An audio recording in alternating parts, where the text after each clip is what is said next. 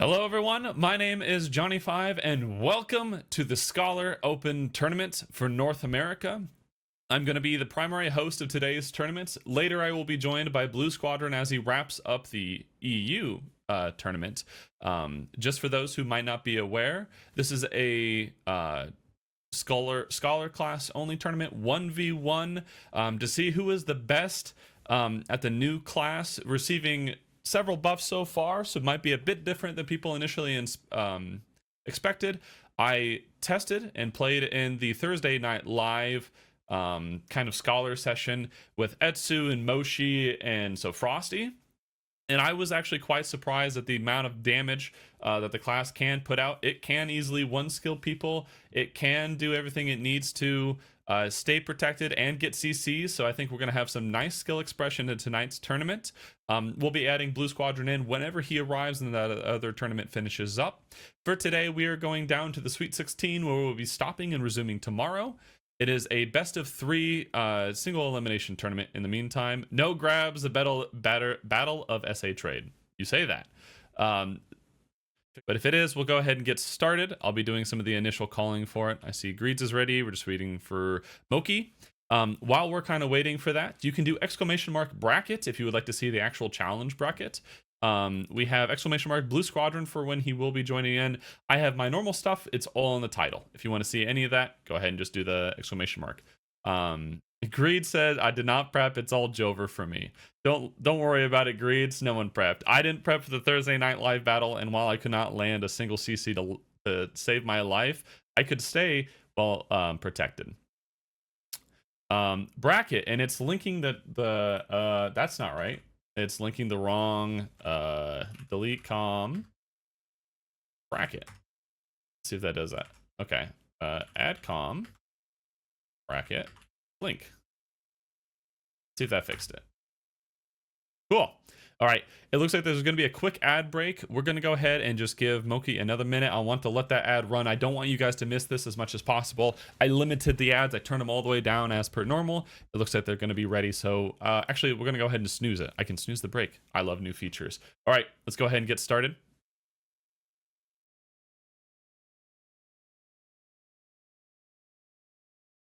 I'm going to try to get leaned against a wall here.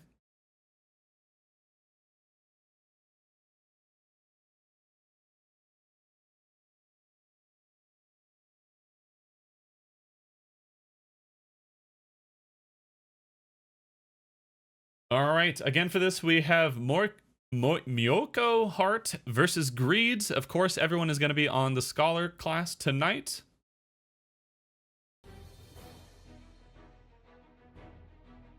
I hit start. Did it not start? One sec.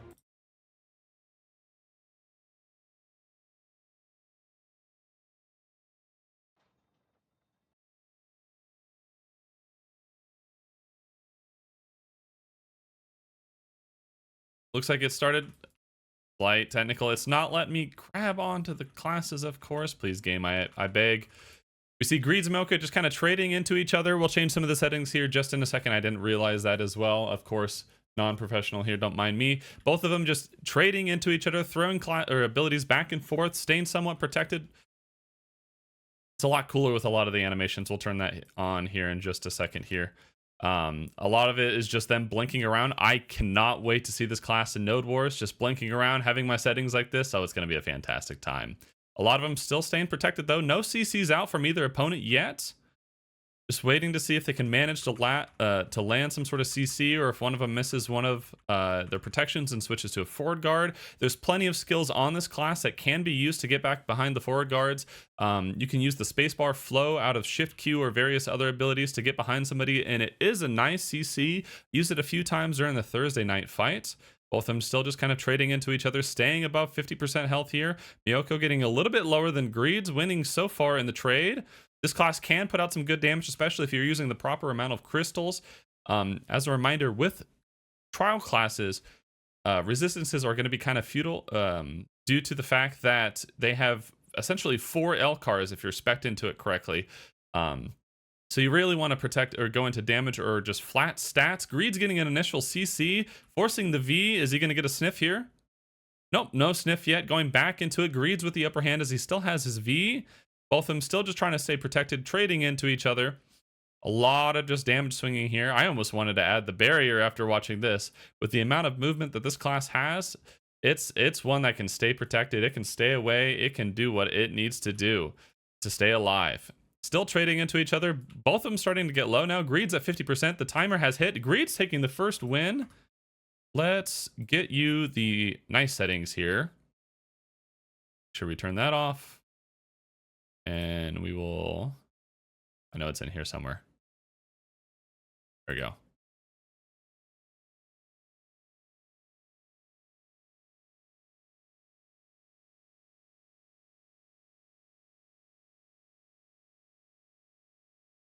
Nope. Nope.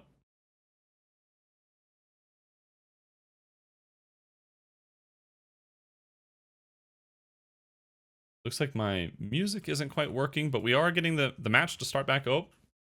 The gates are open, waiting for players. Both of them have now entered out. There we go. Now we have the beautiful effects that the Black Desert team has created. Greed's getting an initial CC, forcing a V right out of Miyoko. Chasing him around. God, it'd be so nice if the spectator view would work for me today. Oh, not letting me do that either. Miyoko again on the ground. Greed's throwing out some skills, not quite able to one combo, dropping Heart down to less than 10% HP. Let's see if we can slow this down a little bit. There we go. Try to give more of a cinematic look. Again, after this match ends, we're going to go ahead and try to see if we can fix the streaming on this so that way we can watch from their POV instead of having to watch in the weird camera. The fucky P one is annoying. Can barely hear either one of them. Yeah, you can't hear anything. There's no skills going on. We're doing our best here.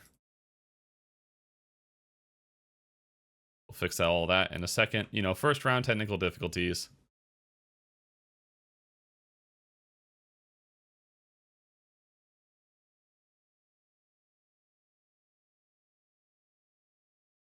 Both of them still just trying to trade into each other here. Taking a bit of a break, backing up. Greed still has his V. I'm doing the NA tournament ganks. Both of them still just trying to get into each other, trading. 50% HP. We got a minute 30 left. At about a minute, we'll have a HP drop. Greeds gets grabbed, limiting both of their Vs here. Heart looking around for a sniff. Greeds might be able to get away. Getting away from the other side of the arena. Dashing back into each other. Seeing who can trade the most amount of damage while staying protected. So far, Greed's in the lead. Just barely with about 10%. Heart getting a grab on Greeds. They've won. Or sorry, Greed's getting the grab. Able to finish off the combo. Yes, this is NA. All right, let's see if we can fix the audio bug. That should give video.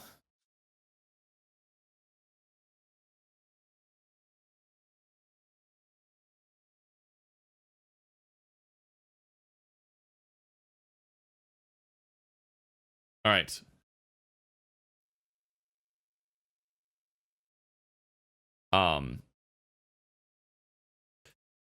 So with that match, Greed's taking the lead, our first winner of the tournament. Just trying to get everything situated. 0-2. This is a lot easier when you have a secondary caster. I'll tell you that much. I'm excited for when Blue's going to be able to join in. Greed's taking the lead so far. Next is going to be Yamada Mori and Mangiku. There's a lot of names here that I haven't quite seen before. Some names I have seen before. We have Goldstein Berg in the chat. He streams on Twitch quite a bit. He does various content, whether it be PvP. Well, it's usually all PvP. Node Wars, RBF. Sometimes Doomer mode grinding. Fellow warrior in a sense. Sometimes, depending on whether one of us is actually on the warrior class or not. But yes, for those curious, this is the North America tournament.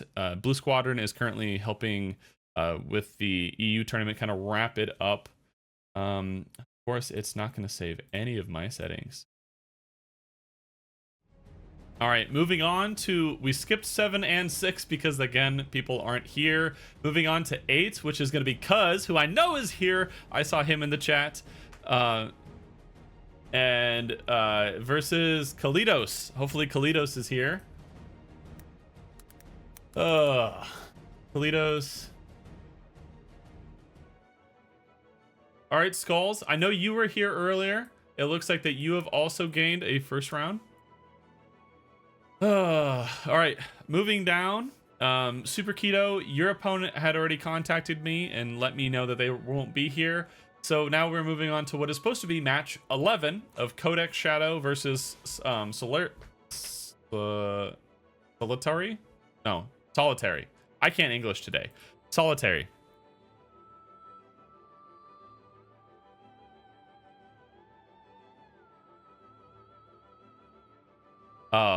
Skull's another one. A great first 10 matches. Absolutely astounding fights from everyone. I am actually so impressed by everyone's performance tonight. Greeds and Nyoko Heart gave a fantastic performance, back and forth, battling it out. And ever since then, they observed what those two did, and it has just been an absolute steamroll. Match after match after match. Video tournament speed run player list any percent. Are we still only going to go to top 16 at this rate? Yes, we will go to the top 16 because it was what is announced. So today will be a very quick day, unfortunately. If I would have known this would have been the situation, Solitary, are you in the chat perchance? Let's see.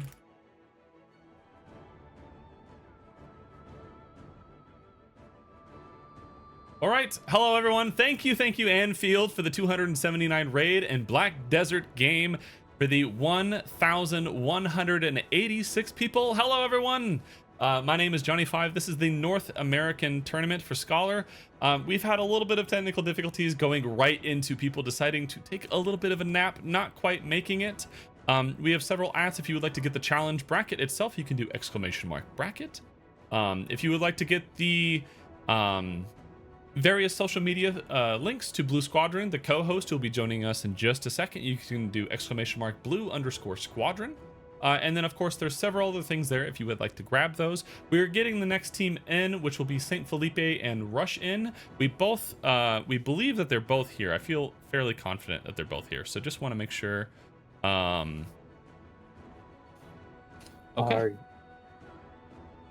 All right, there we go. Just a little bit of technical difficulty. We got everyone in here, though. Welcome, Blue Squadron. Thank you for joining me today. Yeah, no, glad to be here. Got to shoutcast the EU one early this morning, and now we're straight into the NA one. So super excited to be here. I know the NA one is definitely going to be. It's a much bigger tournament, but honestly, maybe it's not because people haven't quite showed up yet today. But we do have an excellent matchup right in front of us here. We got St. Felipe here, who's a pretty well-known PvPer and respected PvPer in the community, versus Rush In, who I'm not as familiar with, but he's one of the Epidemic boys, so he has to be a gamer, right? Yeah, has to be a gamer for it. I'm glad that we actually get another match. So our very first match was Greeds versus Miyoko Heart. It was a very good fight. Both of them were very back and forth on it. Greed's taking the W, so I'm happy that we actually get another fight in here with Russian and St. Felipe. I'm just kind of making sure, do we have a ready check from both opponents? Otherwise, if so, we'll get started here. Yeah, St. Felipe, a known sorceress enjoyer in the BDO community, so an amazingly good Sorc. And honestly, the Scholar playstyle in the 1v1 matchup is actually not too much different than Sorc. You're going to see a lot of iframing around. You're going to see a lot of people abusing the movement. But funnily enough, the Scholar movement is really not all as... It's pretty protected, but there are definitely a lot of gaps that they can't be capitalized on because the class is actually so slow. So, like, you can basically just iframe around without any problems. In the 1v1 matchup, as we saw in the EU tournament. So we'll see how the NA players are actually differ across the board here. Honestly, Gravity Press has been one of the most interesting skills. That's the skill where the Scholar goes in iframe and tries to basically go up and down and sideways. Some people are using this skill to disengage. Some people are using the skill to engage. It just kind of depends on what they're trying to do. And there we go. The gates are up and away we go. We have St. Felipe moving right into the middle of everything here. And as we kite around, both players not really taking any damage quite yet, as we are accustomed to in the Scholar versus Scholar matchup. Both players just iframing backwards. There's the reversal right there.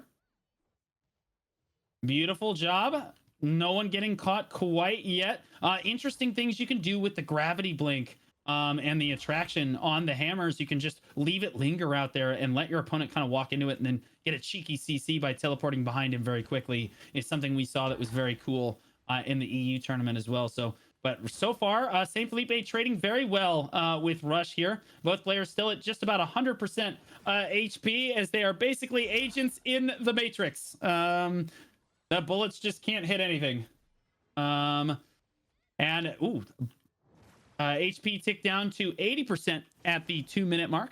Russian moving forward, constantly keeping himself. I love to see the pre-buffs coming out from both players here. They're both constantly like disengaging intermittently to keep themselves buffed up with that 10% attack cast speed buff. Ooh, Russian gets CC'd right there. Good job. There's the follow-up for St. Felipe. Russian didn't actually V, and St. Felipe is going to take round 1 in a very clean combo off the backside of that. So very, very good on the backside of that right there. Nice one there for St. Felipe, and he's 1 round away from this. Russian, really, he needs to get that V off, Johnny.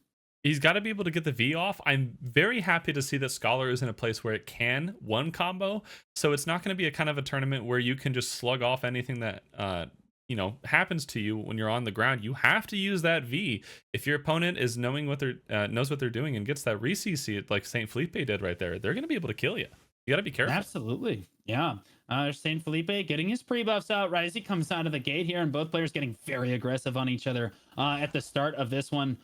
Russian diving in. They're both very close. I haven't seen a grab actually come out yet. It's possible St. Felipe as a Sork player is just not as used to abusing the grab as much as he might be able to on a grabless class like Sork. Oh, there's the there grab. we go. As I talk just like that. There it is. He says, and there's the V. Receive. Good V by Russian right there. St. Felipe knows what he's doing. He's got to get that V off. So Russian tries to re-engage now. Now he's down. Actually went for he is class buff now, so he did V and he has used his class buff. So St. Felipe not really choosing to disengage this here, which is an interesting choice. He thinks he can just basically brute force his way through the end of this round here so far, because that class buff's kind of a big deal in this matchup, because it gives you 40 DP, it gives you 20% accuracy, it makes you hit harder, it makes you trade better, and it makes you tankier, so you don't even necessarily have to V if you get CC'd. That class buff is worn off now, so St. Felipe has done his due diligence. Now he is up class buff and V in this matchup. You can see him lingering that gravity blink out there, but not actually taking it. I love to see that, because if Russian moves the wrong way, Felipe can actually blink behind him and get a cheeky CC off. So already expert play I'm seeing out of St. Felipe right here. Looking very, very experienced on this Scholar, even though it's only been out for about 3 weeks. It looks like we're going to tick down to the 1 minute mark here, as neither player has really found a meaningful CC yet. Aside from that grab early that we saw from Steve. The re-CC. Their caster curse right there. And Russian actually finds a CC on St. Felipe. He has to be. It was a really good follow-up right there with the drop kick. Straight to St. Felipe's face. Good re-CC. St. Felipe, excellent V on the backside of it, but St. Felipe still up right now, finds the CC and immediately destroys his opponent there, and is going to move on to the next round of this tournament. Both players playing exceptionally there, but St. Felipe really demonstrating knowledge on the class. Yeah, I'm actually quite happy to see that with the limited amount of time that people are, able to play the class, try the class out, and learn all of its various abilities and buttons, that we have some individuals who are looking very promising. They look like that they've been playing the class quite a bit. They've been practicing it. We're even seeing very nice re-CCs and combos. There's a very nice guide out there that's been published. There's a Discord for it. If you're wanting to get that information out there, we'll get that those links in by the end. They're community Discords, just so you're aware, but they have some fantastic information. I've looked through them. The guide itself, I know, is phenomenal. When I was doing the Thursday night live fight, it was saving my butt to make sure that I could at least press some of the buttons and not make a total fool. But the class is a bit different. It's very, very mobile. And you talked about Saint Felipe moving away or not disengaging entirely when Russian buffed. And with this class, it's one that you can stay within a close proximity while staying fairly safe. It allows him to, dodge around and stay in iframe or SA quite mobile, waiting to see if there is a nice opportunity, because just because they're buffed up doesn't mean that they're invulnerable. It just means that they're a bit scarier. So he was waiting to see if there was an opportune time that came about, and there wasn't. But he managed to keep himself safe until the buff wore out, and then eventually found that nice opening, got the CC, and ended up finishing the match. So very good performance on both ends, in my opinion. I hope we get more like that. Yeah, I think we will. Saint Felipe is out of the frying pan and into the fryer. Next round, he's going to have to fight Goldsteinberg, who we all know is a specimen at Warrior. He just dropped a Warrior montage recently. Super good. So I'm actually super excited to see that matchup between Goldstein and Saint Felipe there. But in this next matchup here, we have Sweet Form versus Quix. I know Quix. I'm sure you probably know Quix too. Quix is a well-known Awakening Berserker in the community and is very, very good at that class. So yeah, we know he's a gamer. I'm just curious to see how good of a gamer he's going to be at this. I'm not sure. Are you aware who Sweet Form is? Sweet Form I'm less familiar with. Quix I do know as an Awakening Berserker, as you mentioned. I believe they're in the Guild Cold right now, or the Alliance Cold. Intuition, I believe, is where they are. Let me check real quick if we have Sweet Form here. He might not be here. Might That's not okay. have him. Yeah, no reply from Sweet Form. All right. Moving on to the next one, unfortunately already. The round one is just going to be a big buy. So I talked about this. That is how it works in most tournaments. That's how EU worked as well. It's difficult to get a hold of people in the first round. The second round is much faster, much cleaner. You see a lot more action because everyone's actually here. Or for the most part, hopefully.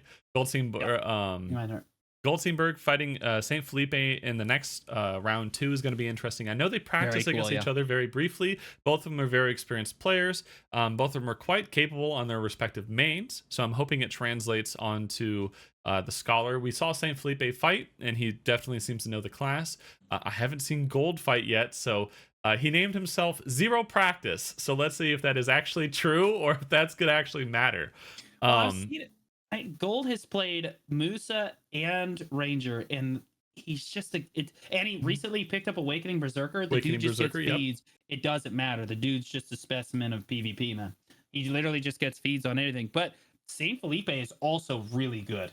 Like he's also like a montage king. So like I honestly, that's why I said I'm very excited for the matchup, because those are two well-known PvPers, and they're gonna have to square off relatively early on in this tournament. So Quix moving on there. And it looks like this next one is going to be Pinecone Face versus Kenji Lee.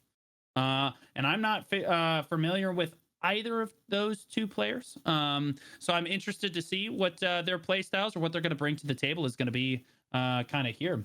We've seen so far in the EU tournament, we saw two different types of scholars. You see like the reactionary scholar, the very passive play style, where you're basically just trying to capitalize on your opponent's mistakes. And then you're seeing an extremely like belligerently aggressive play style. So kind of like the Wusa versus Megu. Wusa is definitely calm, collected, refined against the Megu, who is just chaotic and scuffed. But honestly, we saw the aggressive play style kind of win out in the end. So I'm curious to see if NA kind of brings a different kind of meaning to the rounds, because in EU, it's basically we're going to 3 minutes almost every single round coming into the final matches of the tournament. So we'll see kind of how it plays out this time. Have we seen, are both these players here? Just waiting for final confirmation. Waiting to see if our tournament host, Avi. We have Pinecone is here, just seeing if Kenji Lee is here, just getting a final confirmation on that. But with the way the class Scholar can play, it can play very reserved, or it can play hyper aggressive. I think if you're playing the class fully, and just from what I've seen and tried, I see Kenji Lee joining the tournament, so we might actually have a match here.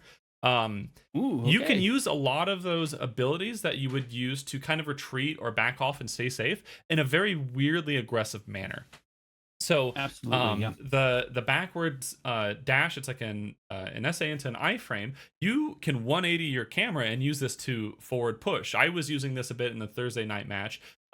But you can also do the vice versa of any skills that you think might go for aggression, you can also use to get out, because their super armor and iframe is a combination for most of them anyway. It looks like that we do have both players here. It looks like this is Kenji Lee and Pinecone Face, so hopefully we should actually get the match online. Just want to make sure both players are ready, and we'll get started here. So Pinecone Face looks like he's in Kindred, and Kenji looks like he's in Nihility, which is again an older PvP guild, but it checks out, sir. The one thing we haven't talked about yet, Johnny, because we haven't really touched on it yet, is that this is a capped tournament, so it's on trial characters. Yep. And so we do see actually 2 of our buffs. It's going to matter a lot if the players have done their journals, and the most important thing is the crystals are allowed in this tournament, correct? Correct, and there was an announcement over that, so hopefully all the players are aware of that and are using them. Yeah, I think the crystals make all the difference. Running the correct crystal set in this matchup is kind of a big deal. Most of the re-CCs are KDs, or knockdowns. So we saw a lot of people in EU running knockdown resist, and then we saw other people going like nuts to butts AP damage. So like we saw everything in between. So like I think the crystals make the biggest difference. Obviously on the gear here in this trial setting. The gates are up and away we go as Kenji jumps out into the middle of the arena here. And it looks like Pinecone Face basically just choosing to disengage. Trying to blink behind each other with that gravity blink ability. Not going to actually find anything quite yet, though. Just doing a little bit of chip damage to one another. There's the hammer smash coming out for Kenji Lee, but not going to find anything. That's one of the higher damage skills in the kit. There's the hammer smash for Pinecone Face there. Kenji taking a solid amount of chip damage, but that doesn't matter too much, as no one has really CC'd one another yet. Both players look a little bit tentative. Don't want to mess up right out of the gate in the first round here. So good potential energy right there to just linger that SA. Players forget about that skill. That's your ultimate ability. But players forget that you can basically just linger it out with an SA over time. It doesn't do a whole lot of damage, but it does keep you safe at range here. There's the hammer spin coming down from Pinecone Face. Not going to actually connect with anything, but again, a good lingering super armor on that one. Both players kind of RPing into the middle of the arena, lingering their gravity blink, which doesn't actually linger as an iframe there. Oh, good grab right there out of Pinecone Face in an immediate V. Coming down. Oh, throws the hammer out one way, runs the other. Good tech right there. Couldn't actually sniff the B, but an excellent tech right there to try to sniff the V. You walk in one direction, you throw the hammer back the other way. So if you don't see him come out, you just hit Q, and then you move back and you have a higher chance of actually catching your opponent. Very, very cool. But Kenji Lee able to recover off the back of that V right there. Although his HP is definitely not looking very good, and HP is a very important thing in 1v1s. Although we're about to tick down to the 1 minute mark, which is going to cap HP at 50%, as we will learn all too well in this tournament. Ooh, gets the knockback. No follow-up CC for Pinecone Face, though, so no capitalization on the knockback. It is a tough CC to really capitalize on. Oh my goodness, Pinecone Face just killed him with the potential energy. All right, and down he went. That is 1-0 to the Kindred Pinecone Face there. And that's some of the damage that you might not be expecting out of the class, but if you're really paying attention to it, ooh, that's a bit loud. If you're really paying attention to what it can do, even with some of the most recent buffs, it can blow you up on the trial characters. One of the things you mentioned beforehand was having the resistances in the build, and with it being very KD focused, due to trials being a little bit different than standards, they end up having double every crystal, or double Elkar, which is the ignore resist. So if you build correctly, you should have, I think it's full ignore resist if you have the full ignore crystals. We are into the second round here. I'm not sure if your screen is bugged here. But looks Kenji like is already at half health. We have a grab going down. Kenji grabbed Pinecone Face. He said, "Ooh, big combo right there." Kindred Pinecone Face did have to V. So we're listening to this like a 1950s radio, F7 to disengage. There you go. So Kenji not able to actually capitalize on this. We are seeing a gravity press, which is that OP iframe that people complain about on Scholars so frequently, trying to engage with it and drop down on the head of his opponent. Both players get back to 100% HP and are fighting in the middle of the arena. Kenji taking a lot of damage on a trade, though, and has but does have his V available. He's at 10% HP. Pinecone doing a good job of getting in behind him. No CC. Catches him the with range. the home run. Catches him with the home run. American style, baby. USA. What a specimen. Going 2-0 in that first one. Pinecone face looking really good on that Scholar. Yeah, I was actually really happy to see that. That was a lot more of that passive play style that we were kind of talking about. But eventually, once Pinecone got some of that chip lead or some of that damage lead, it ended up turning into a lot more of an aggressive play style, a lot more of a pursuit play style. So it was good to see them be able to dynamically change throughout the fight to see like, all right, well, I'm in the advantage. Let's keep pushing it. Or I'm trying to play safe at the start. Let's see if we can get some initial damage. Let's see if we can maybe sniff out a CC. At one point, there's a knockback that happened, and knockback is one of those CCs that if you're not in the right place at the right time, it's going to be a really hard one to follow up with. Yeah. The KD being one of the big things with the kit, though, is one that you're going to be able to follow up with. The F flow, or I don't think it's the F re-CC, the nice little kick. Is a nice CC that you can always kind of dish out as long as you're within close proximity.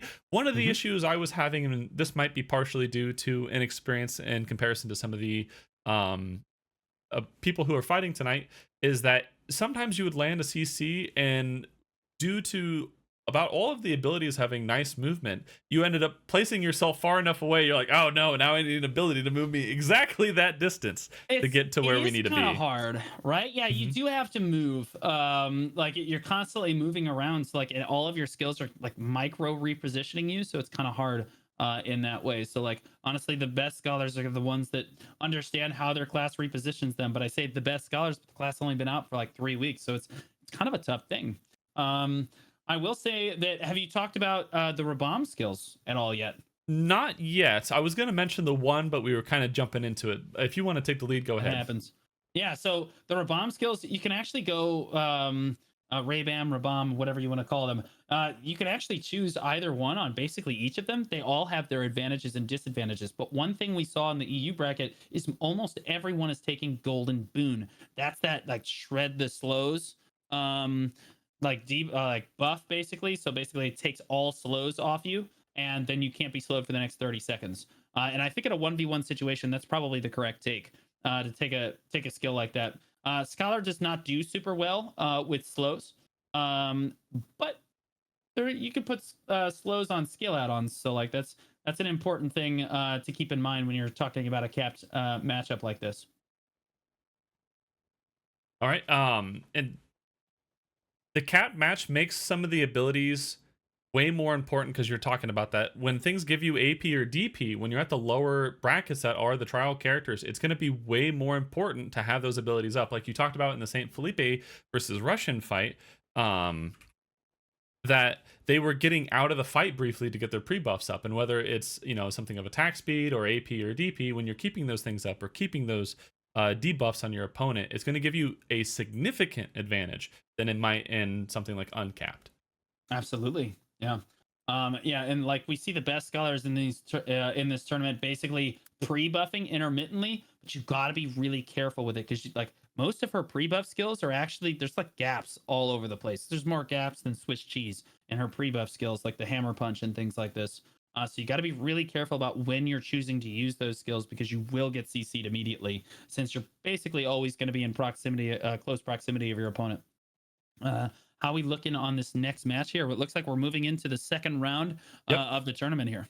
Yeah, we're going to be moving into the second round. The first round, aka the bye round at this point, is going to be moved on from.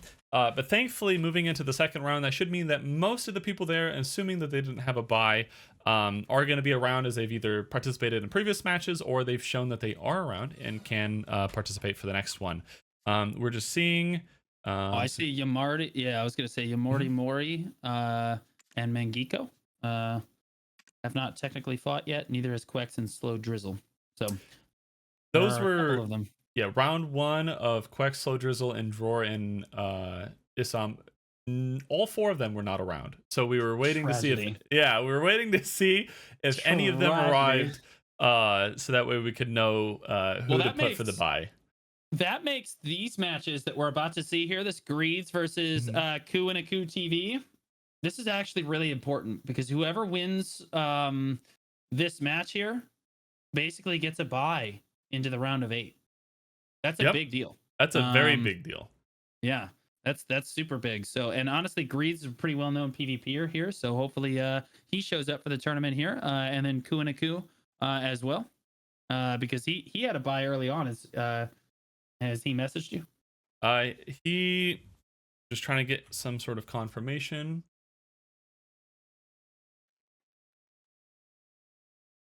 Not yet. I'm just waiting for the tournament host to see if we can get a response. I have somebody doing some of the back end work for anyone who isn't quite aware. So Go ahead. Greeds. So what you're telling me is Greeds could literally just enter the tournament, show up, easy round of 8.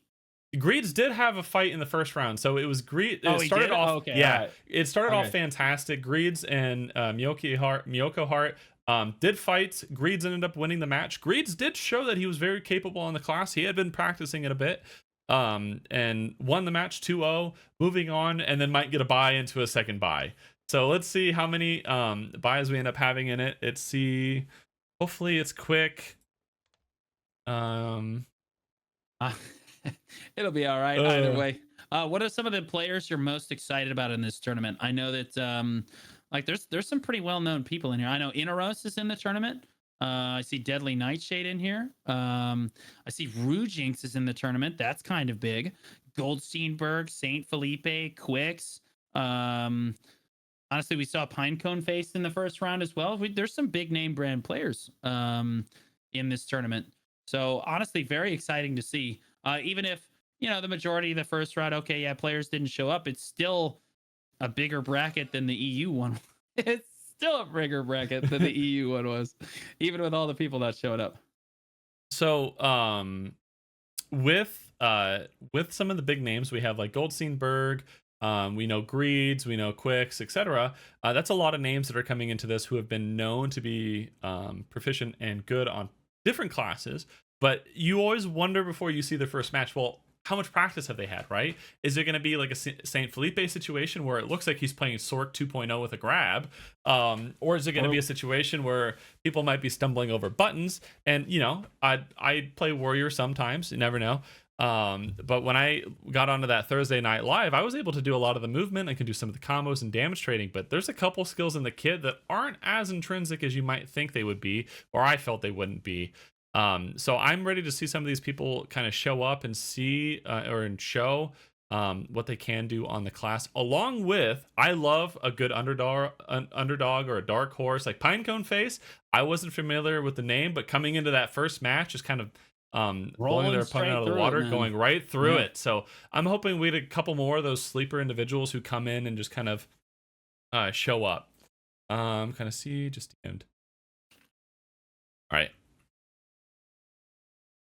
It looks like Greeds is going to get the double buy here. So we're going to go ahead and mark the bracket for Greeds. Oh my goodness. Oh He's my going gosh. straight to the round of 8. You love to see that out of Greeds. Easy dub there. So now we're looking at did Doran Issam not show up either? No, Dror and Issam both didn't show up either. No big deal. It is what it is. So honestly, in the Scholar versus Scholar matchup, we're seeing a lot of players. I'm curious how, Johnny, you said you played in Thursday Night Live. Yep. How did you choose to use your gravity press? That's the iframe skill where you can go up, down, sideways. So you see people going over like castle walls and things with this as well. Do you choose to use that more aggressively, or is it purely just like a disengaged skill for you? I think it's one that can be used. I think most of the kit honestly can be used dynamically, whether you want it to be a disengage or an engage. I tried to play a kind of a patient play style because I wasn't entirely sure what the opponent was capable of. I wasn't quite sure, I wasn't that familiar with the kit, so it was like, okay, I know some of my CCs, I know my protective abilities, let's try to get these. And anytime I would get a nice damage advantage, the opponent's at 70, I'm at 100, then I would transition to a very aggressive play style. And it didn't necessarily work out for me the best. I think if somebody's a lot better at the button pressing, that it would work out better. So I'm hoping to see somebody actually use that to kind of fish out damage or fish out CCs and then just go full bore aggression. I'm super excited for that. That's tough. It's tough to go full bore aggression in this matchup because, like you said, you can play so safe at close range. And since you really don't have any tools that your opponent doesn't already have, it's difficult to mimic that movement overall. However, there's a number of things you can use. We saw some tech in the EU tournament. Saw people standing on top of fences and trying to get on top of the pavilion to get more of that passive damage. Because if you're, the higher the higher up you fall from, the more damage you do when you hit the ground. So people were trying to abuse that tech, which I thought was very cool in the arena of Arsha like this. So honestly, I'm excited for the arena of Solaire when they introduce the spectate mode to that. We should see some interesting tech for the various maps in that game mode as well. And going through, sorry, I'm just adjusting the bracket. We have again a lot of buys in the first one. We might lose a lot of the second round as well. All right, next should be Zenitsu versus Cuz. Oh, Cuz. Okay, right on. Now, one thing that this matchup very much so hinges on, because 1v1s in BDO are typically not crazy to watch unless it is a mirror matchup. And in a mirror matchup, every little thing matters. Particle acceleration, which is the class buff for Scholar, is extremely important in this matchup. It gives you all AP plus 30, gives you all accuracy plus 20%, and most importantly, in a matchup like this, it gives you all DP plus 40. I'm curious what your take is on when people should be using particle acceleration, because in EU we saw two different methods to it. So when in the match do you feel like they should use it, like right out of the gate so that it's up sooner, or do you wait to the end? Like when do you wait till like you just get your opponent low? Do you use it out of V? When do you think that players should be using this in a 1v1 scenario?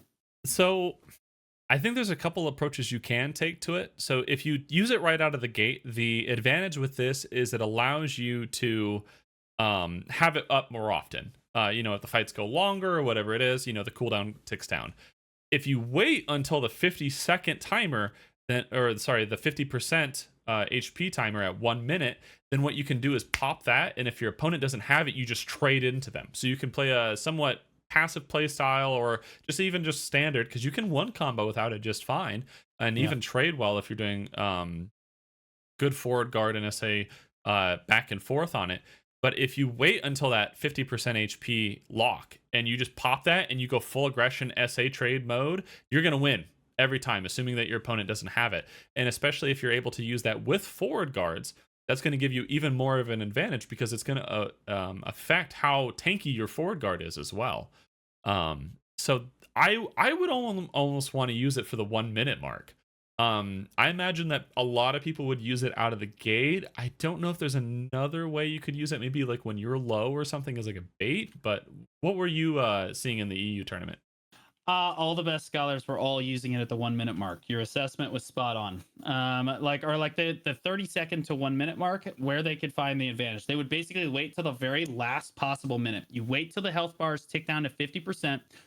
You wait as long as you can. Usually the best ones were popping it right around the 35 to 40 second range, like right in there, because like you always also have to give time. Like if you get their V, they're going to get 7 seconds of invulnerability. So you kind of want to, it's going to come down to health at that point, and you're basically just trying to out trade them with your class buff into the final moments. Because again, you get 40 DP and you get a bunch of damage. You're just out trading them pound for pound if they don't have their class buff. So a lot of the matchup revolves around trying to bait out their class buff early, and maybe bait out a V early, so that later in the match you can basically blow all of your cooldowns and try to win. And one of the things with the class as well is it has the anti-heal with some of its abilities. Have you explained that yet? I don't think I didn't explain it at first. Yeah, no. So there is Scholar has a passive called anti-gravity, and so all of the sledgehammer skills, essentially all the sledgehammer skills, give yourself self-nullifying damage plus 20 for 10 seconds for critical hits. So like essentially we're fairly certain what that means is that critical hits are doing less damage to you. It gives your allies, fun fact, it gives your allies the same buff, but only +3 instead of +20. And then enemies all recovery -20% for 10 seconds. And what we saw some scholars do is they would put bleed on certain skills, and they would just chip people and then run away because they knew they were going to win by HP because the bleed was actually on the skill. Oh, I didn't even think about that strategy. That's just rude. Yeah. Ooh. Yeah, like it got heated. It got heated over there. It's crazy. That's like a suck ninja approach right there. Just throw my dots out and run away really quick, go into stealth or something. That is, especially if you're if you have your V, what you could do knowing that you have that on is you just use a heavy SA trade skill that has a bleed on it, hit your opponent and V right out at the last second. I wouldn't be surprised if we see some people try to use that strategy. That could result in some mighty fine piles of salt though if you end up doing stuff like that. I know it would. Winners win, Johnny. Winners win. All that matters in the end is that you win. Winners win. It is what it is. As we look at this one, so like you said, it looks like that most of the bracket we're just going to move through is Inaros and Deadly Nightshade. Are they here? Right. We have Deadly Nightshade. I've seen them in the chat. We got a yes up from them. I see them in the arena. We're just waiting to see if Inaros is here. They're in. Yep, I see them engaged. They're on opposite teams. They look good to go. Right on. All right, awesome. I'm gonna go ahead and transition to the live scene. We're just kind of wait. As soon as they both ready up, go ahead, match host and start it. Right on. So Inaros, currently the advisor for Poison, but a pretty well-known PvPer here. And then Deadly Nightshade is in the Flock, which is Tony Tugo's guild, I believe. And so an up and coming T1 guild, if you will. Inaros definitely the more experienced PvPer probably here, but that doesn't mean Deadly Nightshade can't come out and win this one. That's the beauty of a brand new tournament like this, or a brand new class like this, is everyone kind of starts on the same playing field. Of course, those veteran players understand the PvP system a little bit more, but it doesn't mean Nightshade can't just come out and win this. He may have been around for a while. Well, we talked about the underdogs and dark horses earlier, and hopefully we can get Inaros with a good fight with the. I'm trying to move over here. Versus the Flock. The Flock is part of the Constellation Alliance, Luminosity, talking about them being an up-and-coming T1 guild. I'm hoping they can kind of show their stuff and show that, yes, I'm T1, but I know how to play the game and I can do what I can do. Hopefully getting a little bit of recruitment, by the way. If you never know, showing off in a tournament's a great way to show your guild. So the match is opened. Deadly Nightshade also in the content creator program, so definitely a good way to show everybody how good you are as a content creator, jumping through the arena. Interestingly enough, there trying to basically show off as they jump around like this. Both of them trading hammer smash right there, and looked very, very cool. Nightshade, hey, good fight. Nightshade gets 2-shot. I'm not entirely certain that Nightshade actually has the correct trial gear on. If you equip the wrong trial gear, it could end poorly for you, as it looked like his frontal guard just vaporized and then he got 1 shot. So one of the things that I almost kind of like with the trial tournaments that we've been seeing is it does allow you to have crystals, which does allow for a bit of personalization, especially in this mirror matchup. So you might see people go full tank, ignore resist, full damage, or whatever it is. So it might change some playstyles too with it. Yeah. Might be. Got the CC on Inaros. He says, "Sit down. I might have less gear in a capped matchup, but I'm still better." Inaros has to V, comes out of V, and tries to re-engage. Just goes right back in on the aggression. Never mind. Finds Deadly Nightshade, who is literally jumping in the air, and is at 1% he V'd from standing. Oh no! And he is immediately dead to 1 small step. And down he goes. Inaros takes the quick 2-0 off that one. But good fights to Nightshade on that. Inaros just saying, all right, well, I equipped the correct gear, and it is what it. Winners win. What can I say? Winners win. Yeah. I am wondering if that is the incorrect gear. Maybe it's missing some things like journals for HP or whatever it may be, or DP, AP. That was a lot of damage. I'm almost wondering too, as we see Inaros later on in matches, possibly going full human damage kind of a build, just trying to pump out and SH rate as much as possible. At the very first round, when they first started hitting each other, they were just, face to face, just slugging it out back and forth like two boxers in a ring.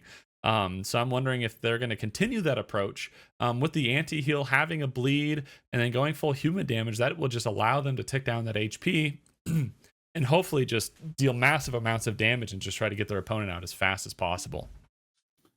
Next up should be John Slot versus Super Keto. I believe I saw both of them in the chat at one point in time. Hopefully they're both still here and we can get another match here quick. We have one of them in the arena already. We're starting to get into more concise matches. That's what we want. Yeah, now Johnny's like, oh, finally I can just settle down and shoutcast a little bit like I wanted to. Excellent. All right, so I've never heard of either of these two players, so I'm interested to see what play styles they're going to bring to the table here. So far, I've seen a lot of players basically follow up with dropkick on almost every combo here. We saw some very creative stuff on the EU side of things, though. People abusing some of the down smashes in the kit, like home run is actually a down smash if you didn't know. And so people would CC from range and then they just a home run, and sure enough it's like a Hail Mary basically, and they would get the down smash and then find the kill as a result of it. So definitely some super cool stuff here. It looks like Super Keto is actually an Ingenium, so probably a little bit of PvP back there, background from that versus John Slots and Bonsai, who I believe has done a couple T1 Node Wars as well, so we'll see. If I'm familiar enough with Bonsai, I believe that they're mainly an open world guild. But they do own Navarre Step, which is a T1 node, so I imagine they do a little bit of Node Wars. So hopefully we get another good match out of both of these opponents. I'm going to go ahead and switch over here. Just waiting for both of them to kind of finalize an R up, and then we can go ahead and start another match. I'm glad that we're getting more of these out here. Finally, yes, we get to see the Scholar gameplay. I love it. Definitely one of my favorite classes that has ever released. No question here. So it looks like the gates are down. They're going to reset the BSR here before the match starts. And again, all of these early matches are best of 3. So it's basically first to 2 in each of these. We did see a few draws in the EU rounds. Very suspenseful matches there. So we'll see if we see any of that today here. Neither of these players, I don't think we've seen either of these players ever fight in a tournament before, so this is going to be very interesting. Their tournament debuts coming out here. We'll see which one ends up being the super gamer, as it were. Super Keto steps up to the gate. I love seeing new players in tournaments because it's always going to be a thing. Even the best players, the most well-known players, they all had a debut as well. So don't be afraid to come out in these tournaments as you see them and join in. Oh my goodness, Super Keto getting super aggressive, flying across the arena. John Slot going down to the low ground right there, and then using one giant leap to get right back up to the high ground. There's a home run, not going to find anything, and neither player really trading too much damage onto the other right now, just trading into each other's frontal guards and then disengaging. Yeah, putting your back to the wall is actually kind of a tough thing in this matchup because you just can't use your gravity blink in any direction but one, and your opponent can actually capitalize on it. So definitely seeing John Slot step away from the side of the arena there. Smart move. Super Keto takes a little bit of damage, but that's not going to matter too much. In about 15 seconds, the HP is going to tick down to 80%, as it were anyway. So neither player finding a catch yet, although in close proximity to one another. No grab coming out quite yet. There's the hammer spin from Super Keto. Both players just jumping up and down, trying to desperately trade with one another, but cannot find any CC. Oh, there's the infinite power actually catches him. Follows up with the grab. I'm not sure he had to V there as he was right next to the ledge, and that can actually tank a lot of damage in the AOA, but he comes out of V safely underneath the pavilion right there. There's the infinite power again. Not a skill you see very often in the 1v1 matchup because you have to charge it up to get most of its effectiveness out of it, and it's a relatively slow skill, but Super Keto using it to great effect here to actually catch John Slot out. And again, fighting against the side of the wall here and gets CC'd once again and pushes him away. Good V right there. Super Keto Getting the V from John Slot. Neither player with a V now, as Super Keto is in hot pursuit, trying to take advantage of the fact that he's up in HP. But in 8 seconds, the HP is going to tick down to 50% at the 1 minute mark. Potential energy coming out there, keeping Keto protected as he kind of jumps around. One giant leap coming down. Both players trading well, both at relatively about 40% HP. As we tick down to the 1 minute mark, we should see class buff come out for John Slot. There we go, right there. Super Keto has not used his class buff yet. Ooh, gonna go ahead and use Gravity Press to try and engage there. That's that aggressive Gravity Press play I was talking about earlier. Good to see that out of John Slot like that. Super Keto disengaging. There's the infinite power once again. I'm not sure that's the skill you necessarily want to use. Super Keto down at 25%. He's definitely losing the HP trade here. Oh, gets CC'd, no V! And that's going to be the end of it with the flow from Hammer Punch right there. John Slot's going to take round 1. That was definitely one of the matches that went a lot longer than prior. We weren't quite sure if we were going to see those, or at least I wasn't quite sure if we were going to see one of those full 3-minute matches getting down in the last 25 seconds. This is definitely a class with the trials that when you get under that 50% mark, if anyone has their buff on, or even without, you can just annihilate somebody. You know, you hit them in the back with a heavy hitting skill and they'll drop down to 10-15% HP and then just a little bit more chip and they're gone. So with a lot of the mobility this class has, when you're aggressive with it, you can still deal a lot of damage as it's partially SA. Yeah, Super Keto did not use his class buff in the last matchup, which I think severely hurt him. But he does have it available to him right now as he chooses to engage John Slot, and he's got about a minute opening where he has class buff and John cannot pop his. So we will see if he can actually capitalize on that or if he's forgotten about it altogether. John Slot's on the ground. The good drop kick to follow it up. John Slot does play it safely, goes into V. Keto looking for the sniff. Not going to find it. It looks like John Slot's going to come out and reset the fight here, but that was an excellent catch by Keto right there. He might want to try class buffing right now as he's still in that window, and now he knows his opponent does not have V, so it just ensures the ability to actually land. Now, if he lands a CC, he will finish the job, but he's choosing not to pop it here. John Slot's still holding on to his as well as both players kind of iframe around. The fight resets a little bit as we tick down to the 2-minute mark here at 80% HP cap. Potential energy coming out for Super Keto right there. Scary thing to use at close range like that, Johnny. You can get gravity gripped pretty quickly if you try to do something like that or hammer spin and your opponent is actually paying attention. So unfortunately not punished right there. John Slot moving back after using Hammerfall there. That is only a frontal guard as he gravity blinks around, gets in behind him, doesn't find the CC quite yet there. As we tick down to a minute 30, it looks like we're going to get down to the 50-second marker, and both players' class buffs are up right now, and both players' Vs have been used at this point. So it looks like we will see this go almost all the way down. Oh, never mind. There's the grab right there. Super Keto on the ground, taking a lot of damage. Is the combo clean? It's clean. It's not the cleanest, but you know what? Winners win. Winners and that's win. going to be a 2-0 for John Slot there. Excellent fight for both players. I wasn't quite sure how that combo was going to go at first. We saw him get the damage off, and I was waiting to see if he was going to get out of the off the ground because he started to do the roll, and then he got the last second re-CC, able to finish him off with about 1% HP, making it fairly clean.